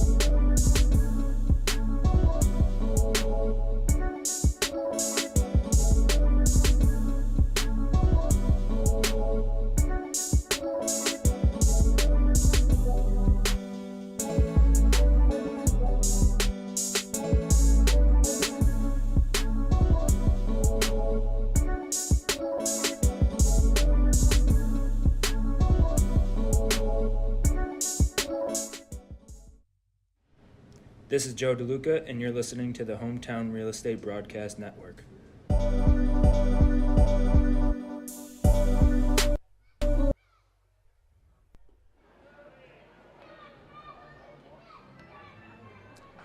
Top of the 6th inning as Jared Walker steps in. The first pitch is low and in for ball 1, and the count 1 ball and no strikes on the lefty.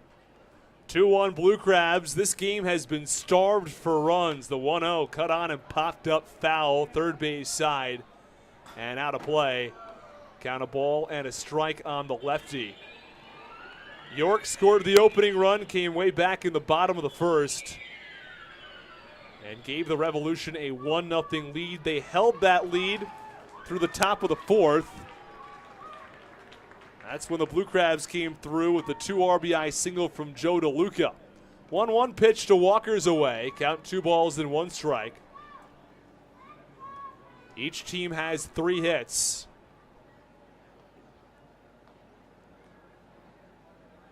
2 balls and 1 strike. Here's the pitch. Off-speed pitch, belt high on the inner half, and the count is 2 balls and 2 strikes. Called strike by the home plate umpire, Scott Hart,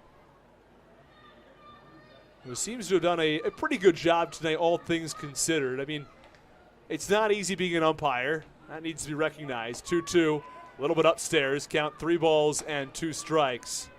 And there have been some tough calls recently in the last week or two. But all things considered, I think that Scott Hart's been relatively consistent behind home plate. With the base paths empty and no outs.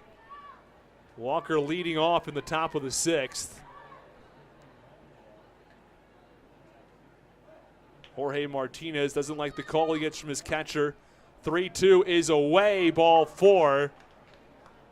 And the Blue Crabs have the leadoff runner on in the top of the 6th. Walker followed by Crosby and Lee. Well, because we didn't do quite as many shout-outs earlier, if you'd like a shout-out, write it in the YouTube chat. We'll give you shout-outs through the end of the top of the 6th inning. So just write it in that YouTube chat and we'll get to you.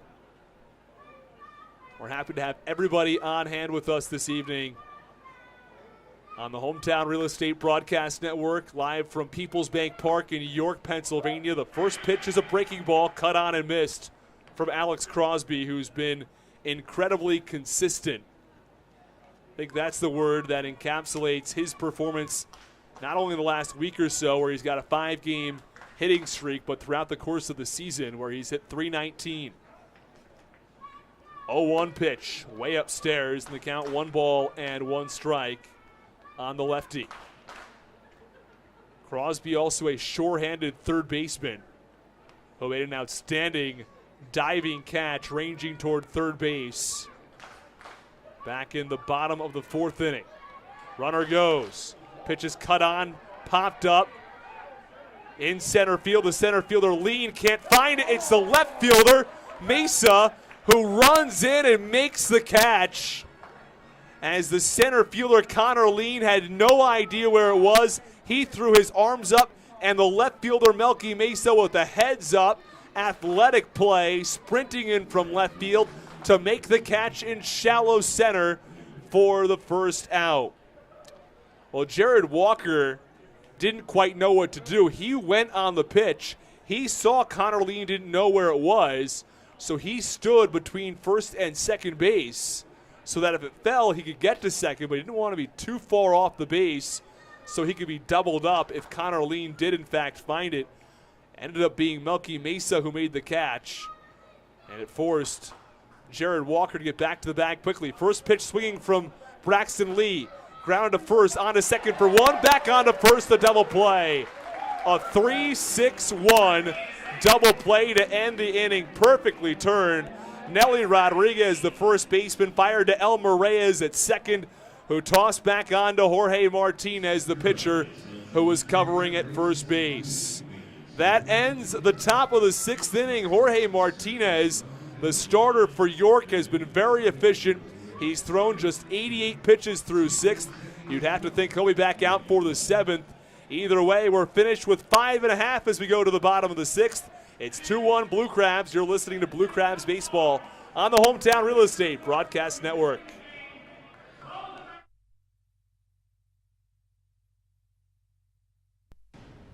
This is Daryl Thompson, and you're listening to the Hometown Real Estate Broadcast Network.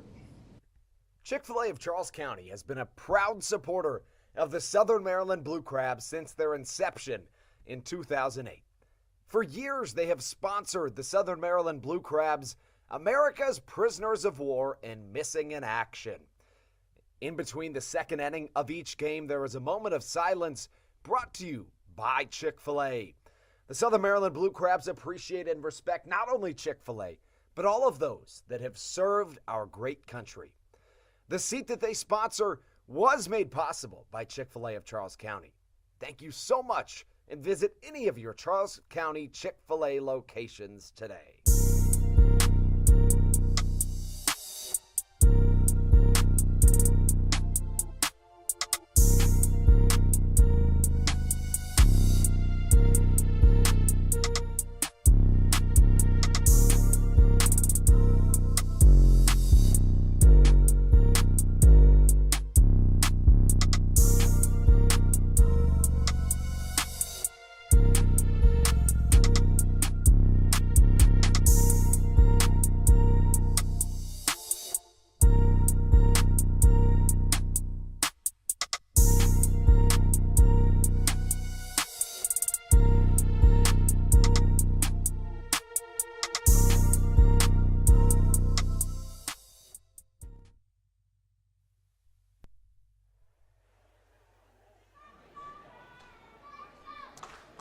bottom of the sixth inning. And Mitch Lamson returns to the mound. First pitch breaking ball away in the count. 1 ball and no strikes on Melky Mesa, who hits .278 on the season. 4 home runs and 30 RBIs. 1-0 pitch. That's low. Count 2 balls and no strikes. Through 5 innings, Mitch Lamson has thrown just 73 pitches.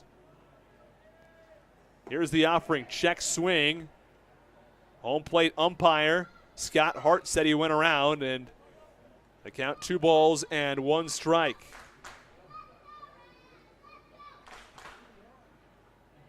Two-one pitch. Big wave and a miss from Melky Mesa, and the count even at 2-2.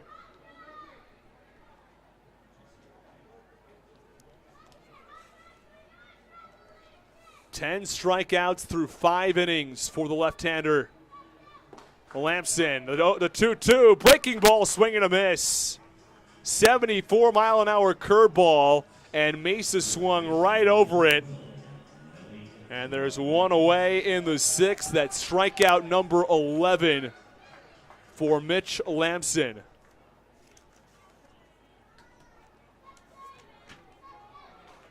Lamson's season high in strikeouts was 8 against Gastonia and a complete game shutout at home. He has 11 through 5 1/3. I don't think the pitch count's going to let him go for a complete game shutout, but he's been outstanding today as the first pitch is cut on and tap foul, third base side from Nelly Rodriguez. Nelly Rodriguez is 0 for 2, and he has struck out twice.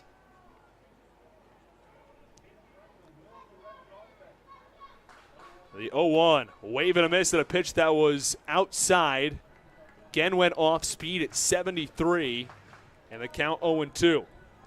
2 strikeouts in the first, 2 in the second, 3 in the third, 1 in the fourth, 2 more in the fifth. And Lamson's already added another here in the 6th. Here's the 0-2 pitch. Called, strike 3 on the inside corner.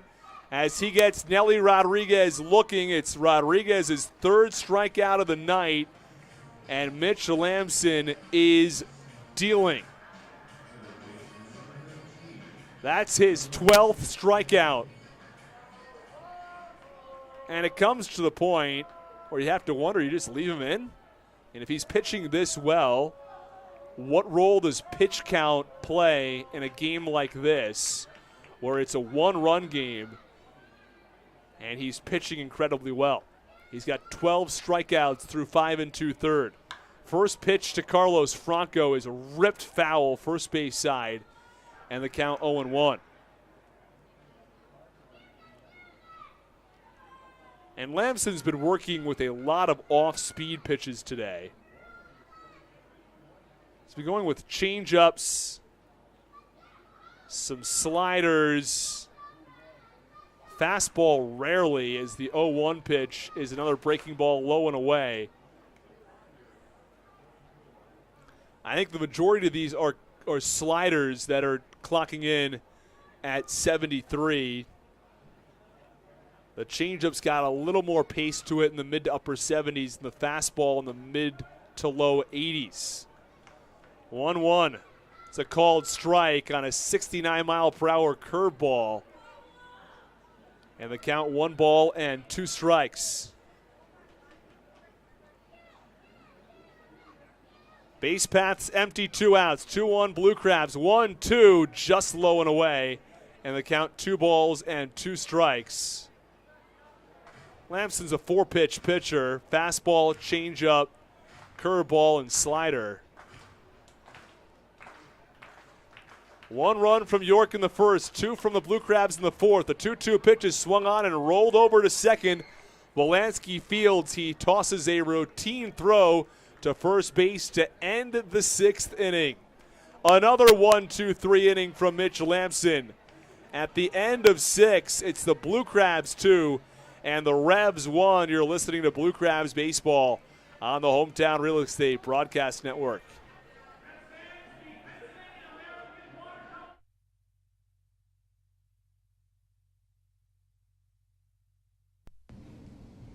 This is Daryl Thompson, and you're listening to the Hometown Real Estate Broadcast Network. When you're in the market to buy or sell a home, call Tony McClure of Century 21 New Millennium and his Grand Slam team, the realtor of the Southern Maryland Blue Crabs since our first season in 2008. Tony and his team of preferred partners includes Tim Murphy of CNF Mortgage and Steve Scott of the Scott Law Group. Together, they will ensure that your real estate needs are nothing short of a grand slam. The quality service you will receive is Hall of Fame worthy. Put Tony's 41 plus years of experience to work for you. Call or text Tony today at 301-928-1280 for your personal grand slam experience. Go Blue Crabs. Did you know that the Washington, D.C. metro area is the 5th most expensive place to live in the entire United States of America? Sometimes finding affordable housing in this area can feel impossible. If you're struggling to find affordable housing, look no further than the Villages of St. Charles by Ross Properties. You can visit them online at villagesatstcharles.com for more information today. Villages of St. Charles, they'll have you safe at home.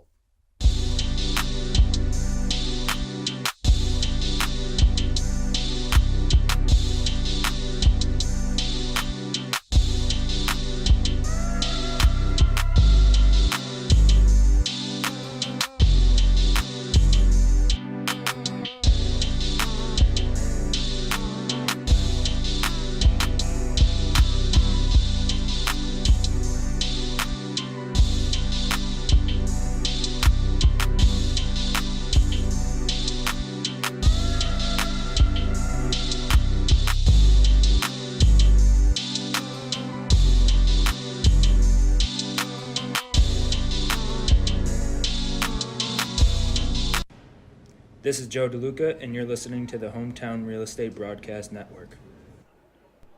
Well, you just heard from Joe DeLuca for station identification, and we're back in the top of the 7th inning. It's a 2-1 lead for the Blue Crabs. First pitch to DeLuca is swung on, a slow ground ball in the infield. Toss to first is not in time. An infield single for Joe DeLuca, who's now 2 for 2. And he's reached base safely 3 times. Not the hardest hit of ground balls, but the first baseman for the York Revolution, Nelly Rodriguez, got to that ball, and then he couldn't even get it out of his hand. Never ended up tossing it back to the pitcher, Jorge Martinez. Jorge Martinez now has to deal with the leadoff runner on.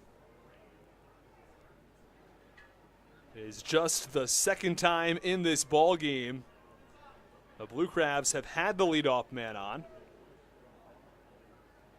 And that brings up Raul Shah. Shah 0 for 2 today. First pitch. Shows bunt and lays it down, but it's foul behind home plate in the count. No balls and 1 strike. Shah got off to a really good start in May. Hit a game-tying 3-run shot in the bottom of the 9th inning with 2 outs against the Ducks. And it tied the game at 5. The Blue Crabs ultimately lost in extras. But on this road trip, he struggled. He did not play all that well in the last series against Charleston. We all know the pop in his bat. He's a graduate of Johns Hopkins University. Played in the Frontier League last year, or I beg your pardon, the Pioneer League last year out in Utah. 0-1 pitch. Shows bunt, pulls back. It's a called strike on the outside corner in the count. No balls and 2 strikes. With DeLuca leading off of first base. Southern Maryland looking to add an insurance run. The Blue Crabs pitcher Mitch Lamson's thrown just 85 pitches through 6. You'd have to imagine that he goes back out there for the 7th, but how much longer and how does he do in the 7th? Those are some of the questions the Blue Crabs will be facing. He has 12 strikeouts through 6. 0-2, that's away. Count 1 ball and 2 strikes. The most so far in a game this season from Mitch Lampson. 8 strikeouts. Had 8 strikeouts in his complete game shutout. Here's the 1-2 pitch. Low and away. They motion down to first. The first base umpire, Steve Hart, the brother of the home plate umpire, says he didn't go around on the count 2-2. Your umpires today, Scott Hart behind the plate, Steve Hart at first.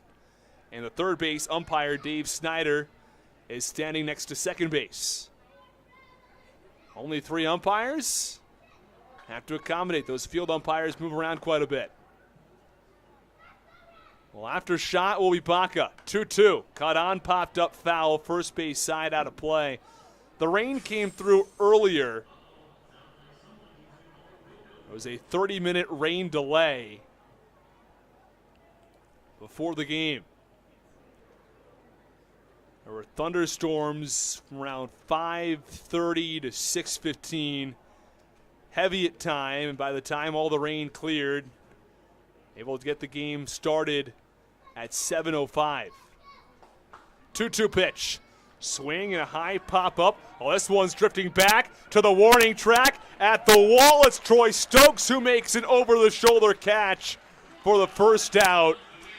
That ball very well hit from Raul Shah, and if you're going through one of those stretches, even when you get good contact, sometimes you just get unlucky.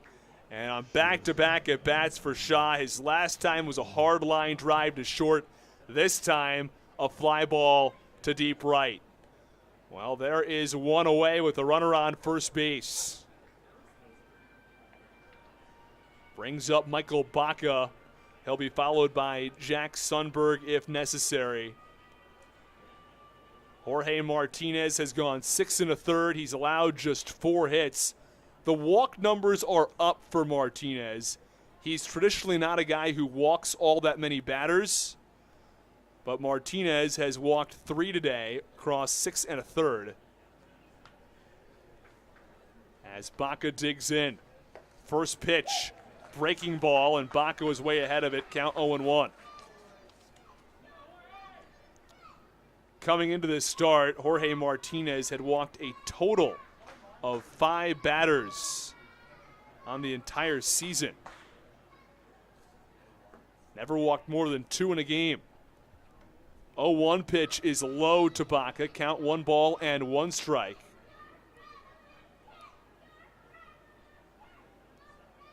DeLuca standing on first base now on what has turned into a very pleasant evening in York, Pennsylvania. Blue Crabs will leave after the game to go to Lancaster. That's where they'll play another set of 3. Friday through Sunday, you can catch all 3 of those games right back here on the Hometown Real Estate Broadcast Network.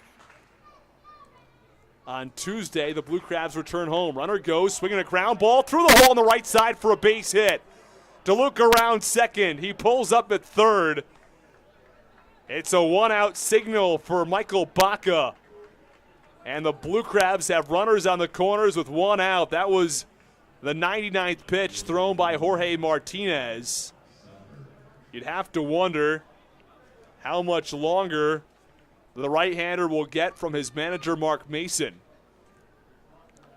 So far this season, Jorge Martinez has thrown a high of 105 pitches. That was against Lexington. His last time out, he went exactly 100. Well, there are runners on first and third, and, well, from my vantage point, I can't see anybody in the York bullpen, and I don't think anyone is throwing. I've got a limited view down there, but I can't even see anybody up over there. So it looks like this is Jorge Martinez's inning. Allowed 2 runs across 6 1/3, but the Blue Crabs are threatening with runners on the corners and 1 out. First pitch from the righties, a little bit outside to Michael Baca, and the count 1 ball and no strikes.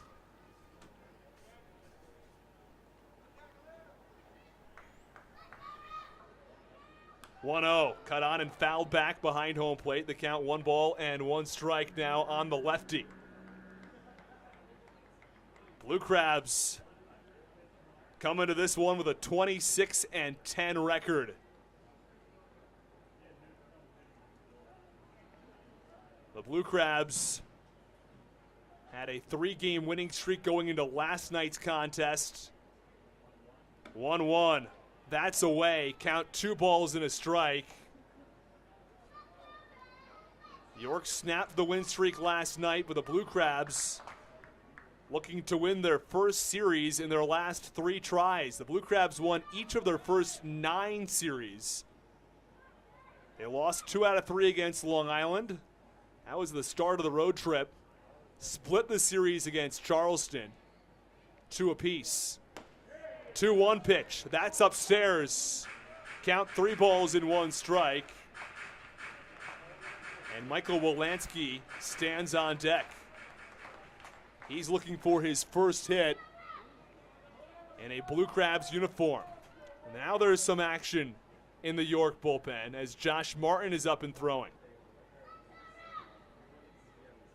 Top of the 7th, 2-1 Southern Maryland. Runners on the corners and 1 out. Here's the 3-1. Swung on, fouled off third base side. Count 3-2. On the year, Sundberg 193. He's 0 for 2. He walked back in the third. He stole a base and then was doubled off as part of a hit and run on a pop-up over to second base. It was the unassisted double play turned by Jeffrey Perez. Payoff pitch to Baca, swinging a high pop-up, foul, third base side. And the count, 3 balls and 2 strikes. Baca from first. DeLuca from third. 2-1 Southern Maryland. Well, let's run you back through the scoring today. There's not much of it. It was a solo shot from from Elmer Reyes back in the first, and a 2 RBI single from Joe DeLuca in the fourth. That's how we got here. It's 2-1 Southern Maryland. 3-2 pitch to Sundberg, swinging a foul ball back behind home plate. And we'll do it again. That was the 7th pitch of the at-bat. Michael Baca was in motion on the pitch. Well, the Blue Crabs looking to take the rubber game of this 3-game set on the road. Southern Maryland 15-2 at home. Their road record just 11-8 though. And they do trail the High Point Rockers for the best record in the league, despite the fact the Blue Crabs have a 9.5 game lead in the division. 3-2 pitch. Oh, it's close, but called outside for ball 4 by Scott Hart. And that loads the bases with 1 out. So after Joe DeLuca walked to lead things off, Raul Shah flied out to deep right. Michael Baca singled. And Jack Sundberg walked. The bases are loaded in the 7th. And Mark Mason comes to the mound. He makes a pitching change. That'll do it for Jorge Martinez. He went 6 1/3 innings through 107 pitches. For now, he's allowed just 2 runs, but he is responsible for all 3 runners on base. There's a pitching change from York, Pennsylvania. We'll step aside. When we come back, we'll break down all the details. It's 2-1 Blue Crabs. They're threatening for more on the Hometown Real Estate Broadcast Network.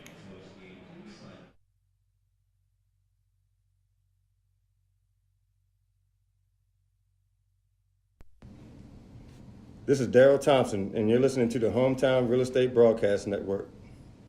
When you're in the market to buy or sell a home, call Tony McClure of Century 21 New Millennium and his Grand Slam team, the realtor of the Southern Maryland Blue Crabs since our first season in 2008.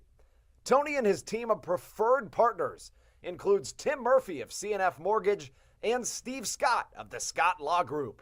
Together, they will ensure that your real estate needs are nothing short of a Grand Slam. The quality service you will receive is Hall of Fame worthy. Put Tony's 41-plus years of experience to work for you. Call or text Tony today at 301-928-1280 for your personal Grand Slam experience. Go Blue Crabs. Did you know that the Washington, D.C. metro area is the 5th most expensive place to live in the entire United States of America? Sometimes finding affordable housing in this area can feel impossible. If you're struggling to find affordable housing, look no further than the Villages of St. Charles by Ross Properties. You can visit them online at villagesatstcharles.com for more information today. Villages of St. Charles, they'll have you safe at home.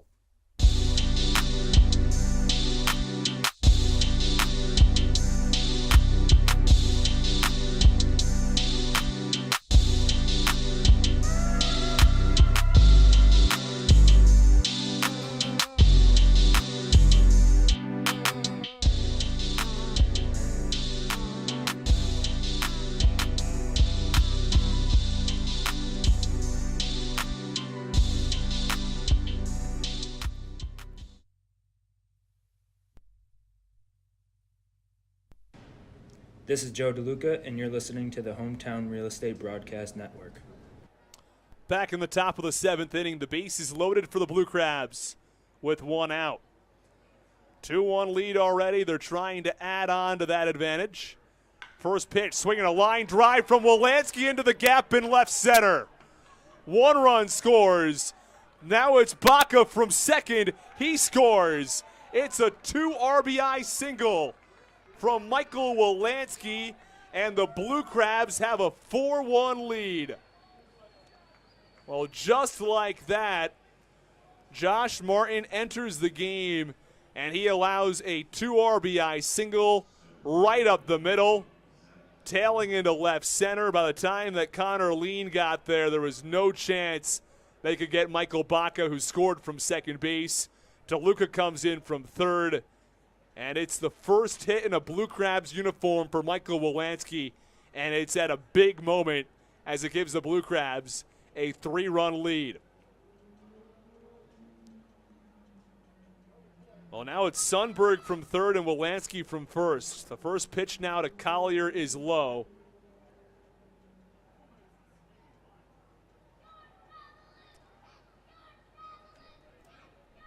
Well, Collier taps home plate a couple of times. Takes a circular swing at the plate. 1-0 pitch. Check swing. Did he go? They motioned to the third base umpire, who's standing right at second. And Dave Snyder said he held up. First look, it looked like Collier may have gone around there, but count 2 balls and no strikes now on the lefty. Wolanski from first. And from third, it's Jack Sundberg.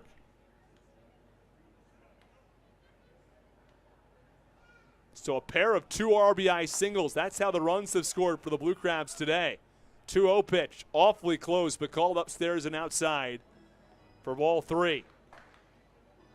Well, it's Josh Martin on the mound for the York Revolution. Comes on in relief of Jorge Martinez. Martin has played as high as AAA. And his ERA coming in, 4.28. 3-0 pitch, close, but it's called a little bit low. And it's ball 4. And a 4-pitch walk issued to Zach Collier following a 2 RBI single. Elmer Reyes over there at shortstop. He's always talking to whoever's at second base, giving him a fist bump, talking him up. You know, it's always nice to have a friendly opponent over there at shortstop. Reyes is a good hitter. Hits over 300. Hits over 320, actually. And he's got some power. He hit a solo shot back in the first, but also could be friendly, even to your opponent. Who knows? Maybe he can come in handy. First pitch breaking ball on the outside corner to Jared Walker, the left-handed hitter.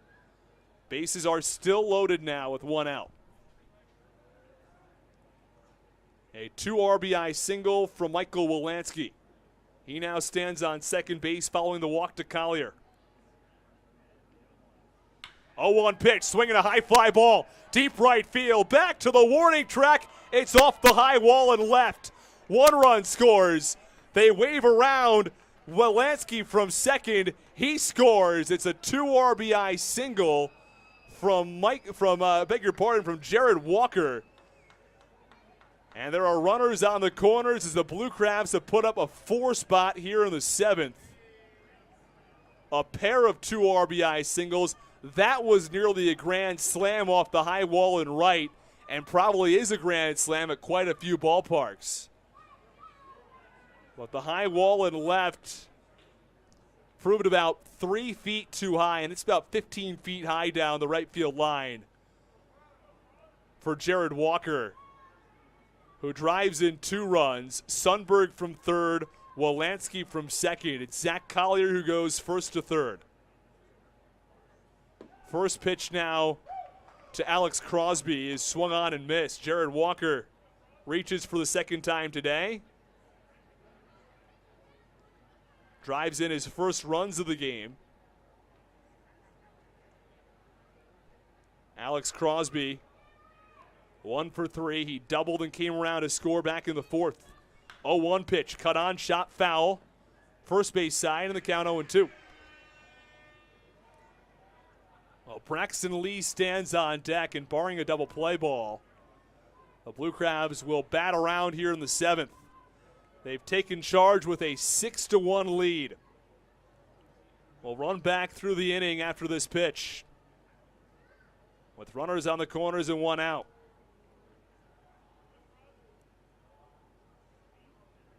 The 0-2 offering from Martin, swinging a high fly ball, deep left field. It sends Mesa back in front of the warning track where he makes the catch. Meanwhile, it's Collier who tags from third and scores another run. The Blue Crabs have jumped up 7-1. Well, let's run back through this inning now, as the Blue Crabs have put up a 5 spot. It all started with Joe DeLuca, who walked. Raul Shah hit a high fly ball to deep right, was caught on the warning track by the right fielder Troy Stokes Jr. Michael Baca then ripped a single into right field, sent DeLuca first to third. Sundberg walked to load the bases. Michael Wolanski came through with a 2 RBI single. Well, Braxton Lee swings and tops this one to short. A toss to first is in time. We'll finish recapping the inning now, though. Collier then walked to load the bases once more, and Jared Walker came through with a big 2 RBI single off the high wall in right field before Alex Crosby picked up a sacrifice fly, scoring Zach Collier from third. In the end, it's 5 runs on 3 hits for the Blue Crabs. At the end of 6.5, we go to the 7th inning stretch. It's 7-1 Southern Maryland. Stick with us on the Hometown Real Estate Broadcast Network.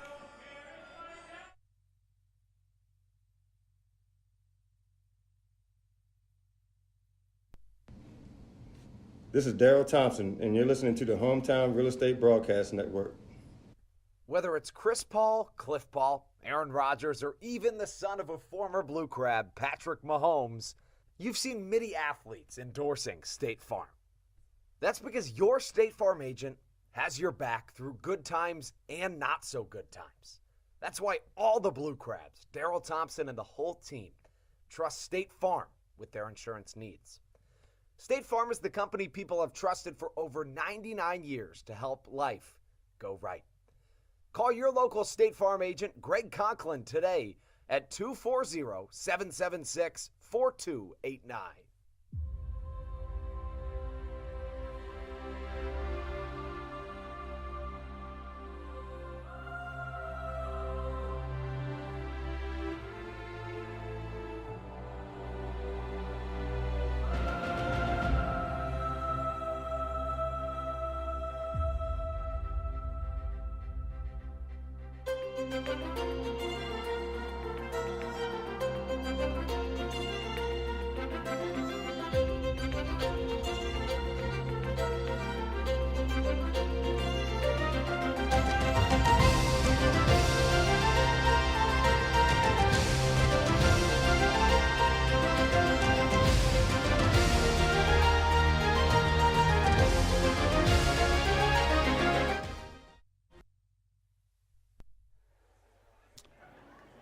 we're back in the bottom of the 7th inning. Mitch Lampson had quite a bit of time off between the 6th and the 7th, but he comes in the 7th nonetheless as J.C. Encarnacion, the right-handed hitter, takes a called strike on a breaking ball down the middle, and the count 0-1.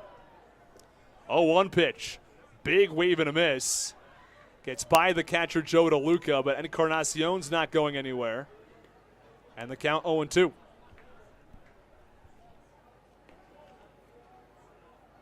Well, that one was about 70 to 75 miles an hour on the breaking ball, but it registered as 33 at the ballpark pitch speedometer. 0-2. That one swung on and fouled off first base side. I really should say the ballpark radar gun. You can't see it. It's just the number that pops up on the screen. So, I don't know. Maybe you choose the terminology there. 0-2. Swinging a foul ball, first base side, over the York dugout. We always appreciate the comments in the YouTube chat. Blue Crabs now have a healthy 7-1 lead after 5 runs came in the top of the 7th. 0-2 pitch, cut on, popped up. Foul ball, back over to the first base side. Well, the Blue Crabs pitcher, Mitch Lampson, has struck out 12 batters. 0-2, swinging a ground ball foul back toward the York dugout. And the count remains no balls and 2 strikes. And for the Blue Crabs, Mitch Lampson's now thrown 91 pitches. So there's no one warming up, but it puts it in perspective of how long might he be able to go. 0-2's close. 84-mile-an-hour fastball pounded just off the inside corner. Now, 84 is not fast for a fastball. But when you're constantly throwing, low to mid 70s, then you mix in 85, it does come at you a little faster. 1-2, check swing. Scott Hart, the home plate umpire, motions down to Steve Hart, his brother, who says he held up. And the count 2-2. Encarnacion 1 for 2. He singled and lined to third. The 2-2 pitch, that's inside, count 3-2. Well, Lampson faced with a deep count to start the bottom of the 7th inning. The Blue Crabs also have a decision to make. Now, if Lampson comes out of this game, who do you go to in the bullpen is the question. This is swinging a ground ball, deflects off the cleat of the starting pitcher, Mitch Lampson, and into foul territory. Joe DeLuca, the catcher, picks it up right around the third baseline. It's a leadoff single for J.C. Encarnacion as it hit Lampson right in that calf or Achilles area before it deflected into foul territory down the third baseline where Joe DeLuca went to pick that ball up. Runner on first base, no outs for Connor Lean, the former Blue Crab, who's 0 for 1 with a walk. Well, Lampson had a few chances to put Encarnacion away. Was ahead in the count 0-2. Encarnacion worked it full. Was a 10-pitch at bat when he finally earned a single. First pitch, Connor Lean swings, high fly ball in the air to straightaway left field. I'm not sure Sundberg took more than a single step as he made the catch right where he was standing. Was just a very high pop-up, and Encarnacion not going anywhere, forced to stay at first base. Well, a quick out following a 10-pitch at bat as Connor Lean goes down on a single pitch. Here is Lenine Rodriguez. We have Connor Lean, we have Lenine Rodriguez, we have Nelly Rodriguez. We also had the starting pitcher Jorge Martinez. A lot of names that sound honestly quite similar with the Lenine and Lean Got to keep these all together as the first pitch is low to Lenin Rodriguez. This one, swinging a ground ball back to the mound. Lamson throws the second for one. Back on to first, and Walker couldn't handle it. It would certainly have been two. Well, it is a 1-4 putout and a fielder's choice. Might actually go down as an error. And no error on a double play ball, though. Though if Walker had caught that ball, he certainly would have been out.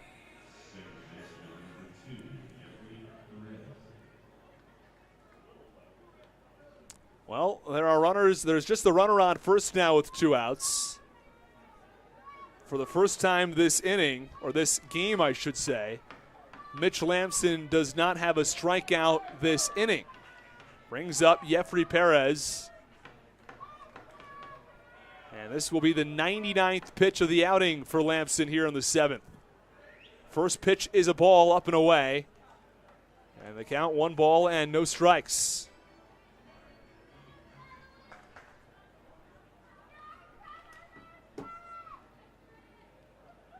Encarnacion from first. The 1-0 swinging a line drive down the left field line. It's going to be extra bases. Encarnacion pulls on the brakes at third. It's a 2-out double from Jeffrey Perez. And the Revs might just have something cooking here in the bottom of the 7th. Runners on second and third with 2 outs. And Troy Stokes Jr. to come to the plate.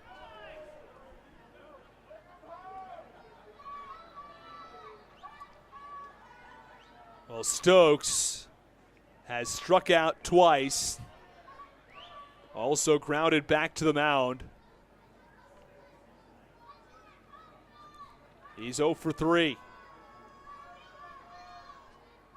Well, Mitch Lamson will throw his 101st pitch. He does not have anybody warming up in the bullpen. So this is his inning. I'd imagine that probably will do it for him. But Darrell Thompson did throw 122 last week. The first pitch swing, slow ground ball to first. Walker fields, he steps on the bag, and that does it. Well, Lamson doesn't strike out a batter in the bottom of the 7th. But he does get out of the inning unscathed at the end of 7 innings of play. It's the Blue Crabs 7 and the Revs 1. Southern Maryland coming back to the plate when we come back.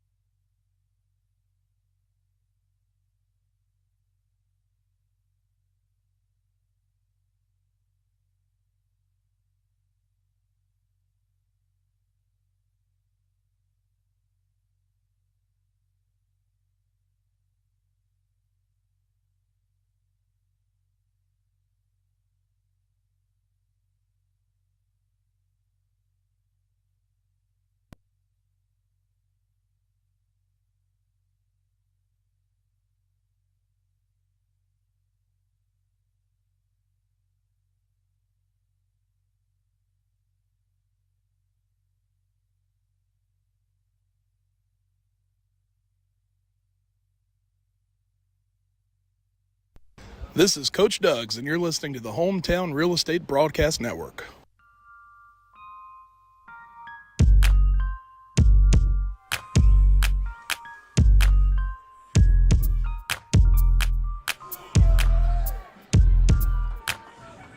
This is Matt Latos, and you're listening to the Hometown Real Estate Broadcast Network. Well, we go to the top of the 8th inning. Blue Crabs 7, Revs 1. And it's Joe DeLuca to lead things off. He is 2 for 2. It's not the hardest hit balls of the year. Had a ground ball through the right side for a base hit and an infield single just past the pitcher's mound. First pitch is low and in on the lefty, and the count 1 ball and no strikes.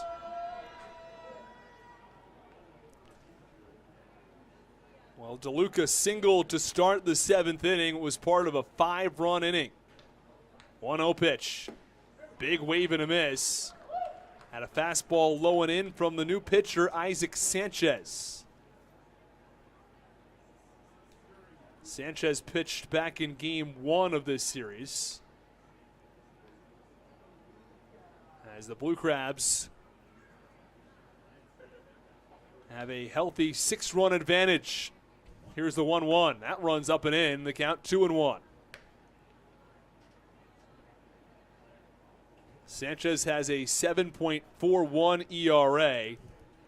Back in game 1 of that series with the Blue Crabs, he allowed 2 runs on 3 hits.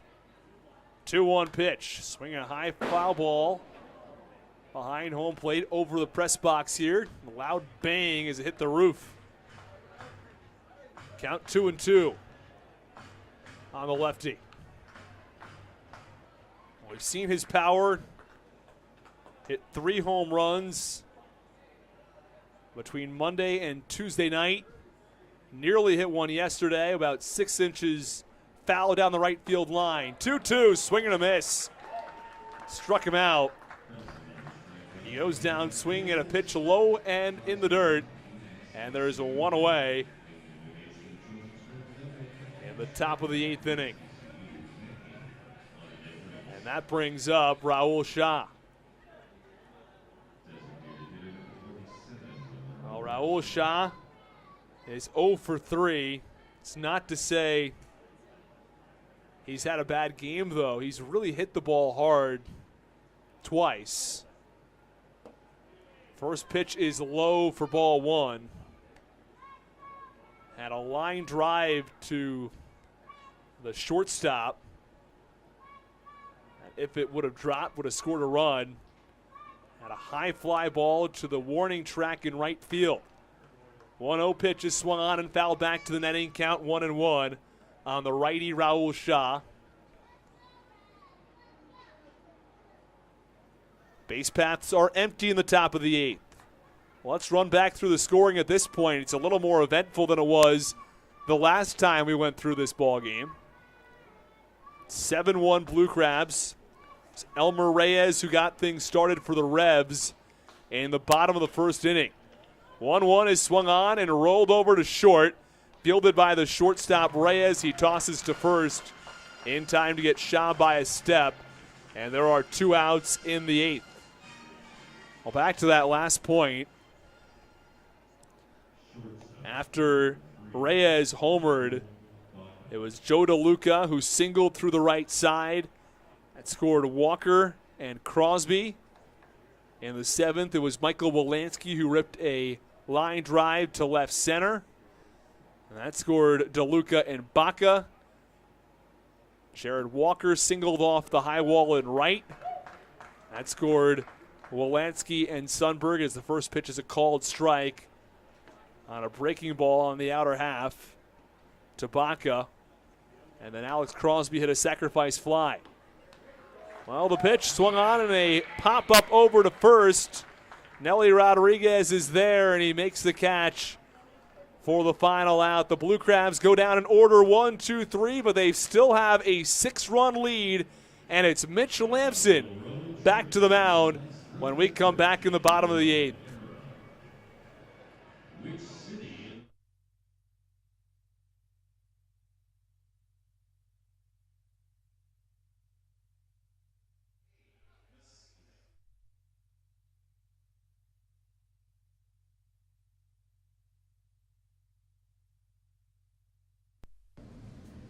This is Dalton Geeky, and you're listening to Hometown Real Estate Broadcast Network.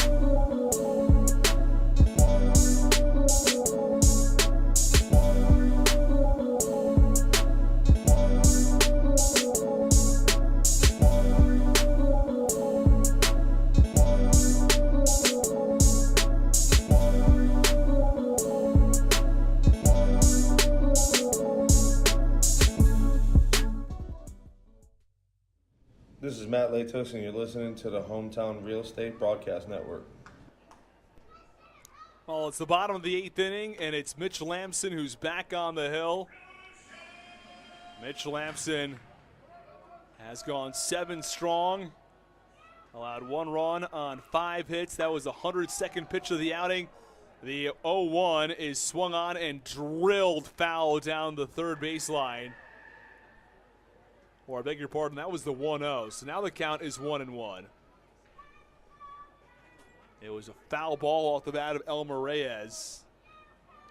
Patrick Baker warming up in the Blue Crabs bullpen. 1-1 is away, and the count 2 balls and 1 strike on Reyes.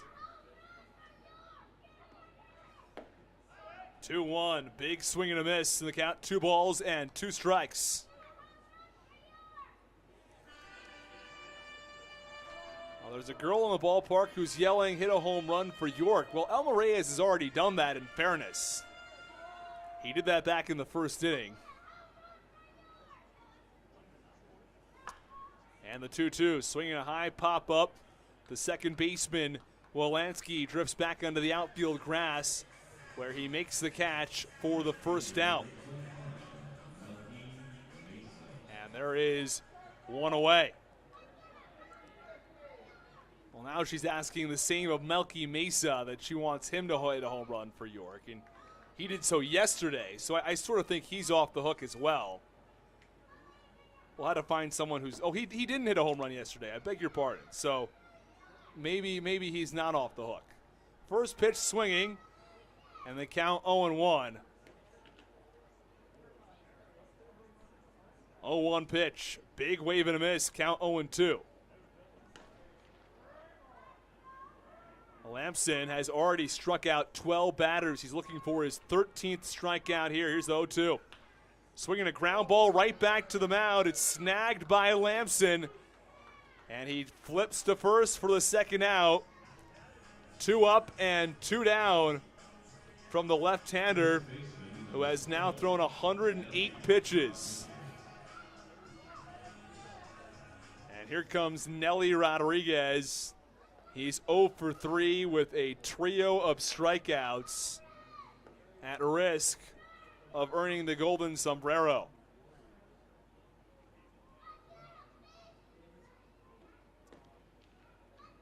Here is the first pitch. That's up and away. Count 1 ball and no strikes. Well, we're happy you've decided to join us on a Thursday evening in York, Pennsylvania. 1-0 pitch is a called strike.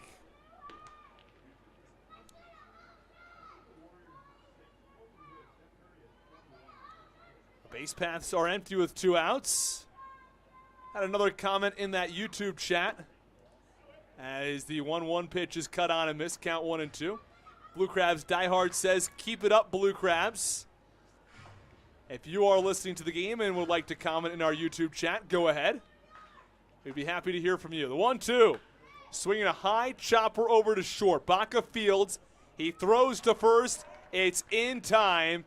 Another 1-2-3 inning from Mitch Lamson in the 8th. He's gone 8 strong. Allowed just 1 run on 5 hits. We'll step aside when we come back. It's the top of the 9th. Blue Crabs have a healthy 7-1 lead.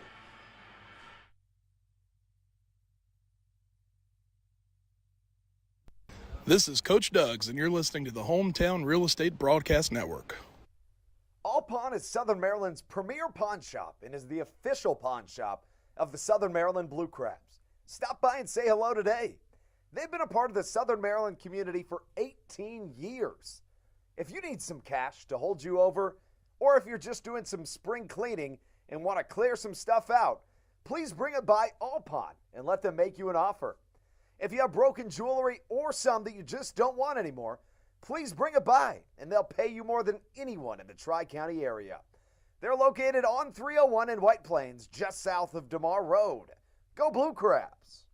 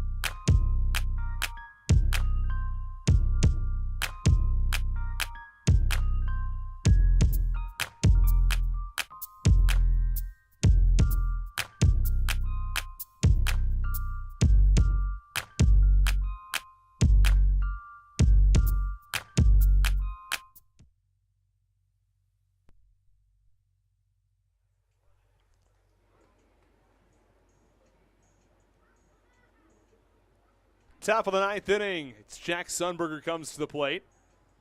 First pitch, swinging a ground ball over to second base. It's the second baseman, Wolanski, who fields and tosses over, I beg your pardon, the second baseman, Jeffrey Perez, who fields and tosses to first. Here is Michael Wolanski. And there is one away. Well, Wolanski just had his first hit in a Blue Crabs uniform. And it was a big hit back in the 7th inning. 2 RBI single that gave the Blue Crabs some breathing room. They added a little more breathing room as they added 3 more runs in the 7th. The first pitch to Wolanski's away. And the count 1-0. 7-1 Blue Crabs. 1-0 pitch. That's in. Count 2-0. With 1 out in the top of the 9th.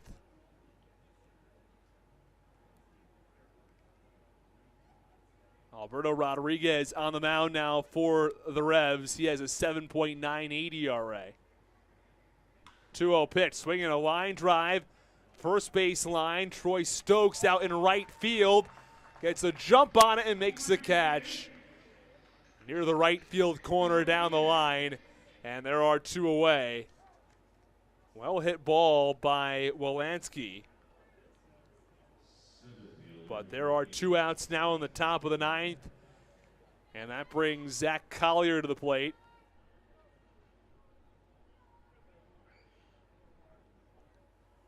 Collier, the 3-hitter, will be followed by Jared Walker if necessary. Collier has reached 3 times. As the first pitch is a called strike on the inside corner, count 0-1. Collier walked in the first, he walked in the 7th, and singled in the 4th. 0-1 is away. Count 1 ball and 1 strike on the left-handed hitter. Blue Crabs on the verge of winning their first series in their last 3 tries. A win today would be 4 wins in their last 5 games. 1-1 pitch is cut on and popped up foul. Third base side out of play, and the count 1-2. Blue Crabs lead by 6 in the top of the 9th. York scored 1 in the first. The Blue Crabs added 2 in the 4th and 5 in the 7th. 1-2 pitch upstairs, count 2-2.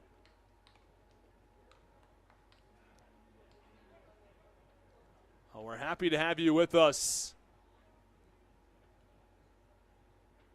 on a Thursday evening.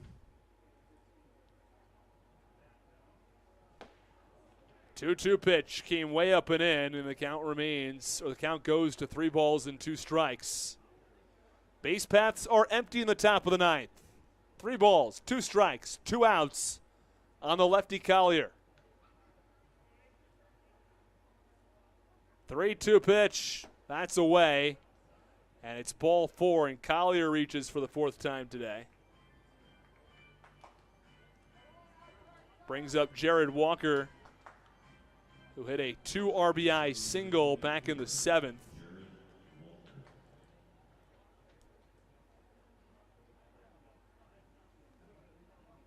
Well, it's Alex Crosby on deck. He would be followed by Braxton Lee if necessary.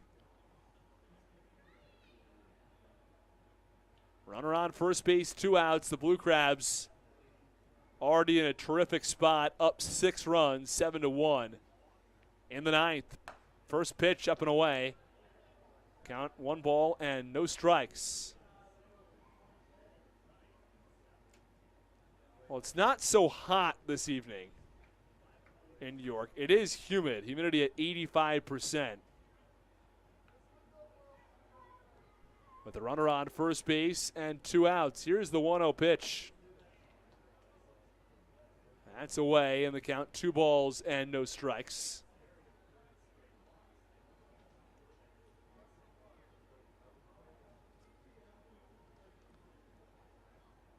All of a sudden, it appears that the reliever, Alberto Rodriguez, has lost the strike zone. 2-0, that's upstairs, close, just above letter high, and the count 3 balls and no strikes. Well, the Blue Crabs wouldn't mind doing some more damage here in the 9th. Blue Crabs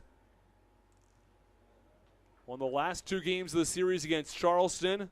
3-1, that's up and away. Ball 4. And there are runners on first and second with nobody out. Blue Crabs won the first 2 against Charleston and won the first game of the series here against York. Lost yesterday 6-4 and now have a 7-1 lead in the top of the 9th.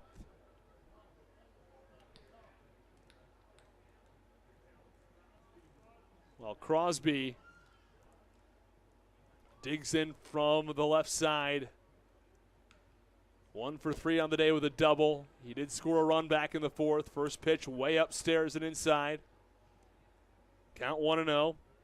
Also drove in a run on a sac fly. Part of a 5-run 7th inning. 1-0. Swinging a tapper behind home plate. And the count 1 ball and 1 strike. It's the first strike that Rodriguez has earned after 7 consecutive balls.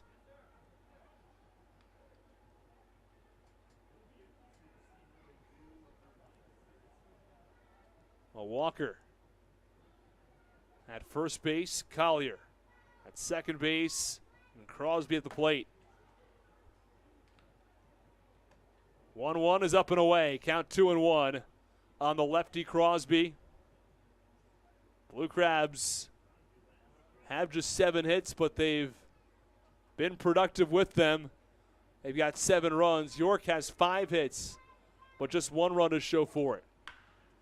2-1 pitch, swinging a ground ball over to second. Fielded on the forehand by Perez. He tosses to first. It's in time to end the top of the 9th inning.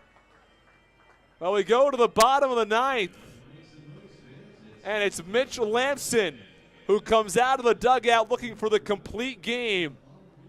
7-1 Southern Maryland. Stick with us here at Peoples Bank Park in York.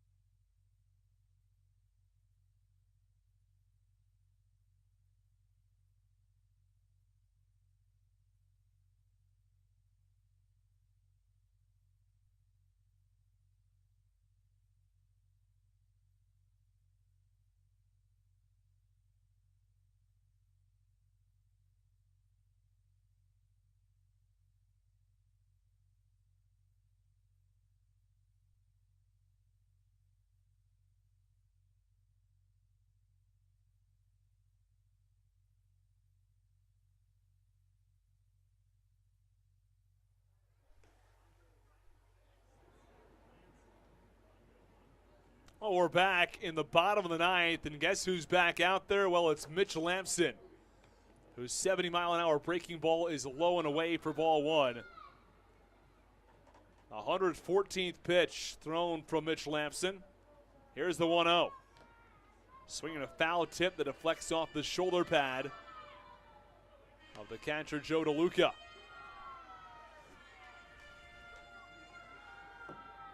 A 70.5-mile-an-hour slider that time from Lampson. His fastball still at around 83. 1-1, cut on a high fly ball, center field, somewhat deep, but definitely playable for Collier, who's in front of the electronic advertising board in left center, where he makes the catch for the first out. So Carlos Franco goes down on a fly out to center. 8 1/3 innings of work now for Mitch Lampson. He struck out 12. All 12 of those strikeouts came in the first 6 innings. First pitch is low to J.C. Encarnacion. Well, at one point in this ball game, Mitch Lampson had retired 9 straight batters. This one swinging a ground ball up the middle for a base hit. That spanned from the 4th inning through the 6th inning.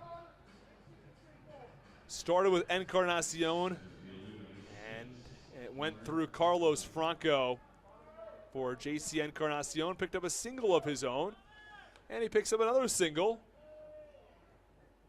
to put a runner on first base. J.C. Encarnacion, while the rest of his team has struggled to get hits, he has 3. 3 of his team's 6. And Here's Connor Lean. Not much action in the Blue Crabs bullpen. Baker was up and throwing.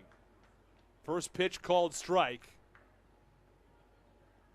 And the count 0-1 with one out. Well, Lamson going for his second complete game of the year. 0-1 pitch. Swing and a miss. And the count, no balls and 2 strikes. Lamson has 9 career complete games. And ahead in the count, no balls and 2 strikes.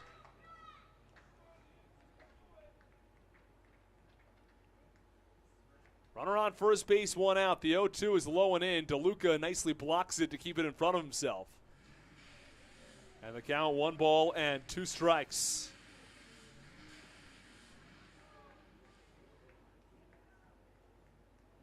Well, you hear, is it a motorcycle or a car as part of the sound effects here? I will say that there was a car show at our hotel before we left. 1-2 pitch is upstairs, count 2-2. I will say there were some pretty cool cars at the hotel. There was the I'm not a huge NASCAR fan, I will preface this, but there was the 1955 pace car from the Indianapolis 500. I was going to say, it's a pretty cool car. Don't see that every day. 2-2 pitch, a little bit in, count 3-2. Got me wondering, do they keep the pace car from every year from the Indy 500?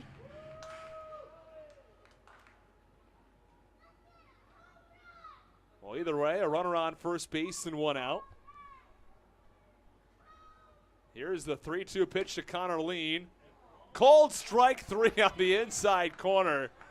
13th strikeout, and Connor Lean can't believe it. It looked a little inside from here, to be completely honest. And our strike zone here from our official tracking system did say it was a little inside. But when you've struck out 12 and you've gone 8 1/3 innings, sometimes you get a little bit of leeway, and that's what happened moments ago as Mitch Lamson earned his 13th strikeout of the game. His first strikeout since the second out in the 6th inning.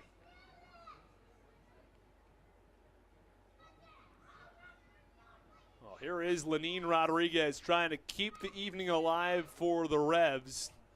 First pitch low in the count, 1 ball and no strikes. The runner on first base and 2 outs. Lenin Rodriguez did homer yesterday. Pitch. That's away. Counts actually 3 balls and no strikes. As the Revs look to put together a bit of a rally with 2 outs in the bottom of the 9th inning. They trail by 6. Called strike on the outside corner at 81.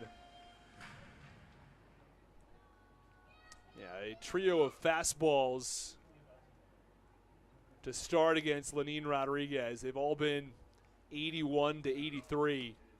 As a 3-1, that misses for ball 4. You have to wonder how much longer is the leash going to be.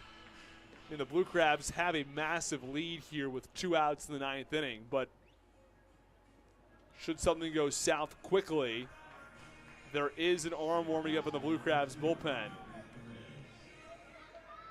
as Jeffrey Perez steps in.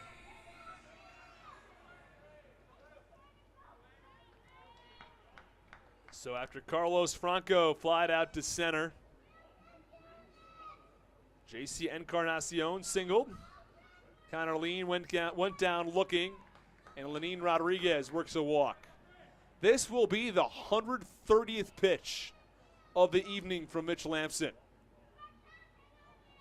I'll be checking around the Atlantic League, but I don't think that anyone's gone 130 pitches this year. We've seen Darryl Thompson go 122. First pitch, breaking ball, away at 68. With runners on first and second and 2 outs. Lamson gets his sign from the catcher, DeLuca. Sets up a little bit outside. This one swinging a ground ball over to third. The third baseman, Crosby, takes it to the third base bag for the force, and that'll do it. Mitch Lamson goes 131 pitches, goes a complete game. He allows just 1 run on 6 hits, and he strikes out 13. A terrific performance from Mitch Lamson. The Blue Crabs let him go deep in this ball game, and Lamson proves it was the right move. This is the second complete game of the season for Lamson. His first one was back on May 11th as part of a complete game shutout.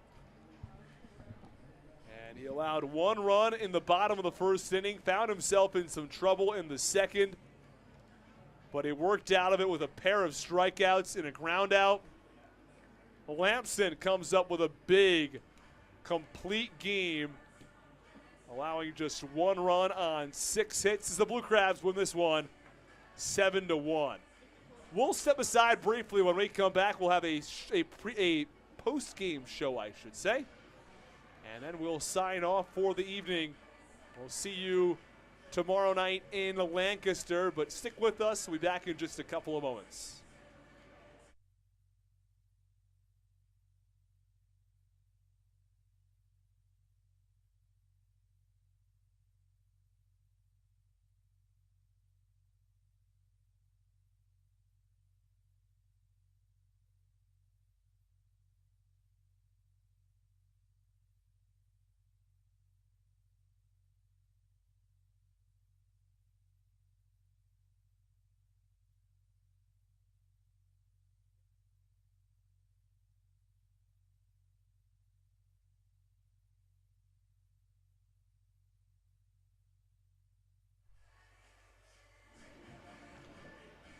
Back on the Hometown Real Estate Broadcast Network, the Southern Maryland Blue Crabs win this one 7-1.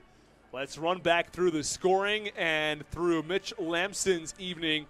We'll start with Lamson as he goes the complete game, allowing just 1 run. The Revs got to him in the bottom of the first inning. Elmer Reyes hit a solo shot over the arch nemesis wall in left field and gave the Revs a 1-0 lead. Carlos Franco got things started in the second. He singled, J.C. Encarnacion singled, and Connor Lean walked. The bases were loaded with nobody out. But he got Lenin Rodriguez looking. He struck out Jeffrey Perez swinging, and he induced a ground ball back to the mound from Troy Stokes Jr. Well, he had a trio of strikeouts in the third as he struck out the side in a 1-2-3 inning. In the fourth, he walked 1 but picked up another strikeout. That was the 8th strikeout of the game back in the fourth. He struck out 2 more in a 1-2-3 fifth. That gave him 10 strikeouts. Added a pair of more punch-outs in the sixth. 12 strikeouts through 6 innings. Ran into a little bit of trouble in the seventh. Allowed a single to Encarnacion. Picked up a couple of outs. And Jeffrey Perez lined a double down the line. He was able to strand both Encarnacion and Perez on a ground ball back to the mound. Lamson picked up a 1-2-3 eighth. Got the first out in the 9th inning before allowing a single to J.C. Encarnacion. He struck out Connor Lean looking. He walked Lenin Rodriguez and finished the game off on Jeffrey Perez, who grounded out to third to end the ball game. Well, let's go through some of the scoring plays in this ball game. Well, it all started after Elmer Reyes got everything going with a solo home run for York. The Blue Crabs started their scoring in the fourth It was Zach Collier who singled to get things going. Jared Walker grounded into a fielder's choice. Alex Crosby then doubled, which put runners on second and third. Braxton Lee was hit by a pitch to load the bases. It was Joe DeLuca who hit a ground ball, and not all that hard hit, but through the hole between first and second base. And that scored 2 runs, giving the Blue Crabs a 2-1 lead at the time. It would remain 2-1 all the way until the 7th inning when the Blue Crabs broke out. It started with a Joe DeLuca infield single. Raul Shaw flied out to the warning track and right.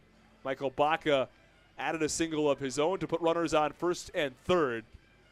Jack Sundberg walked to load the bases, and it was Michael Wolanski who picked up his first hit in a Blue Crabs uniform on a line drive up the middle that tailed toward left center. It scored a pair of runs and gave the Blue Crabs a 4-1 lead at the time. Collier walked, and then it was Jared Walker who smashed a 2 RBI single high off the wall in right field. Probably hit that ball 12 feet up the wall, but the wall is 15 feet, and he couldn't quite get it over. Walker only reached first base, but he scored 2 more runs as Baca and Sundberg came around to score. I beg your pardon, it was Sundberg and Wolanski who scored.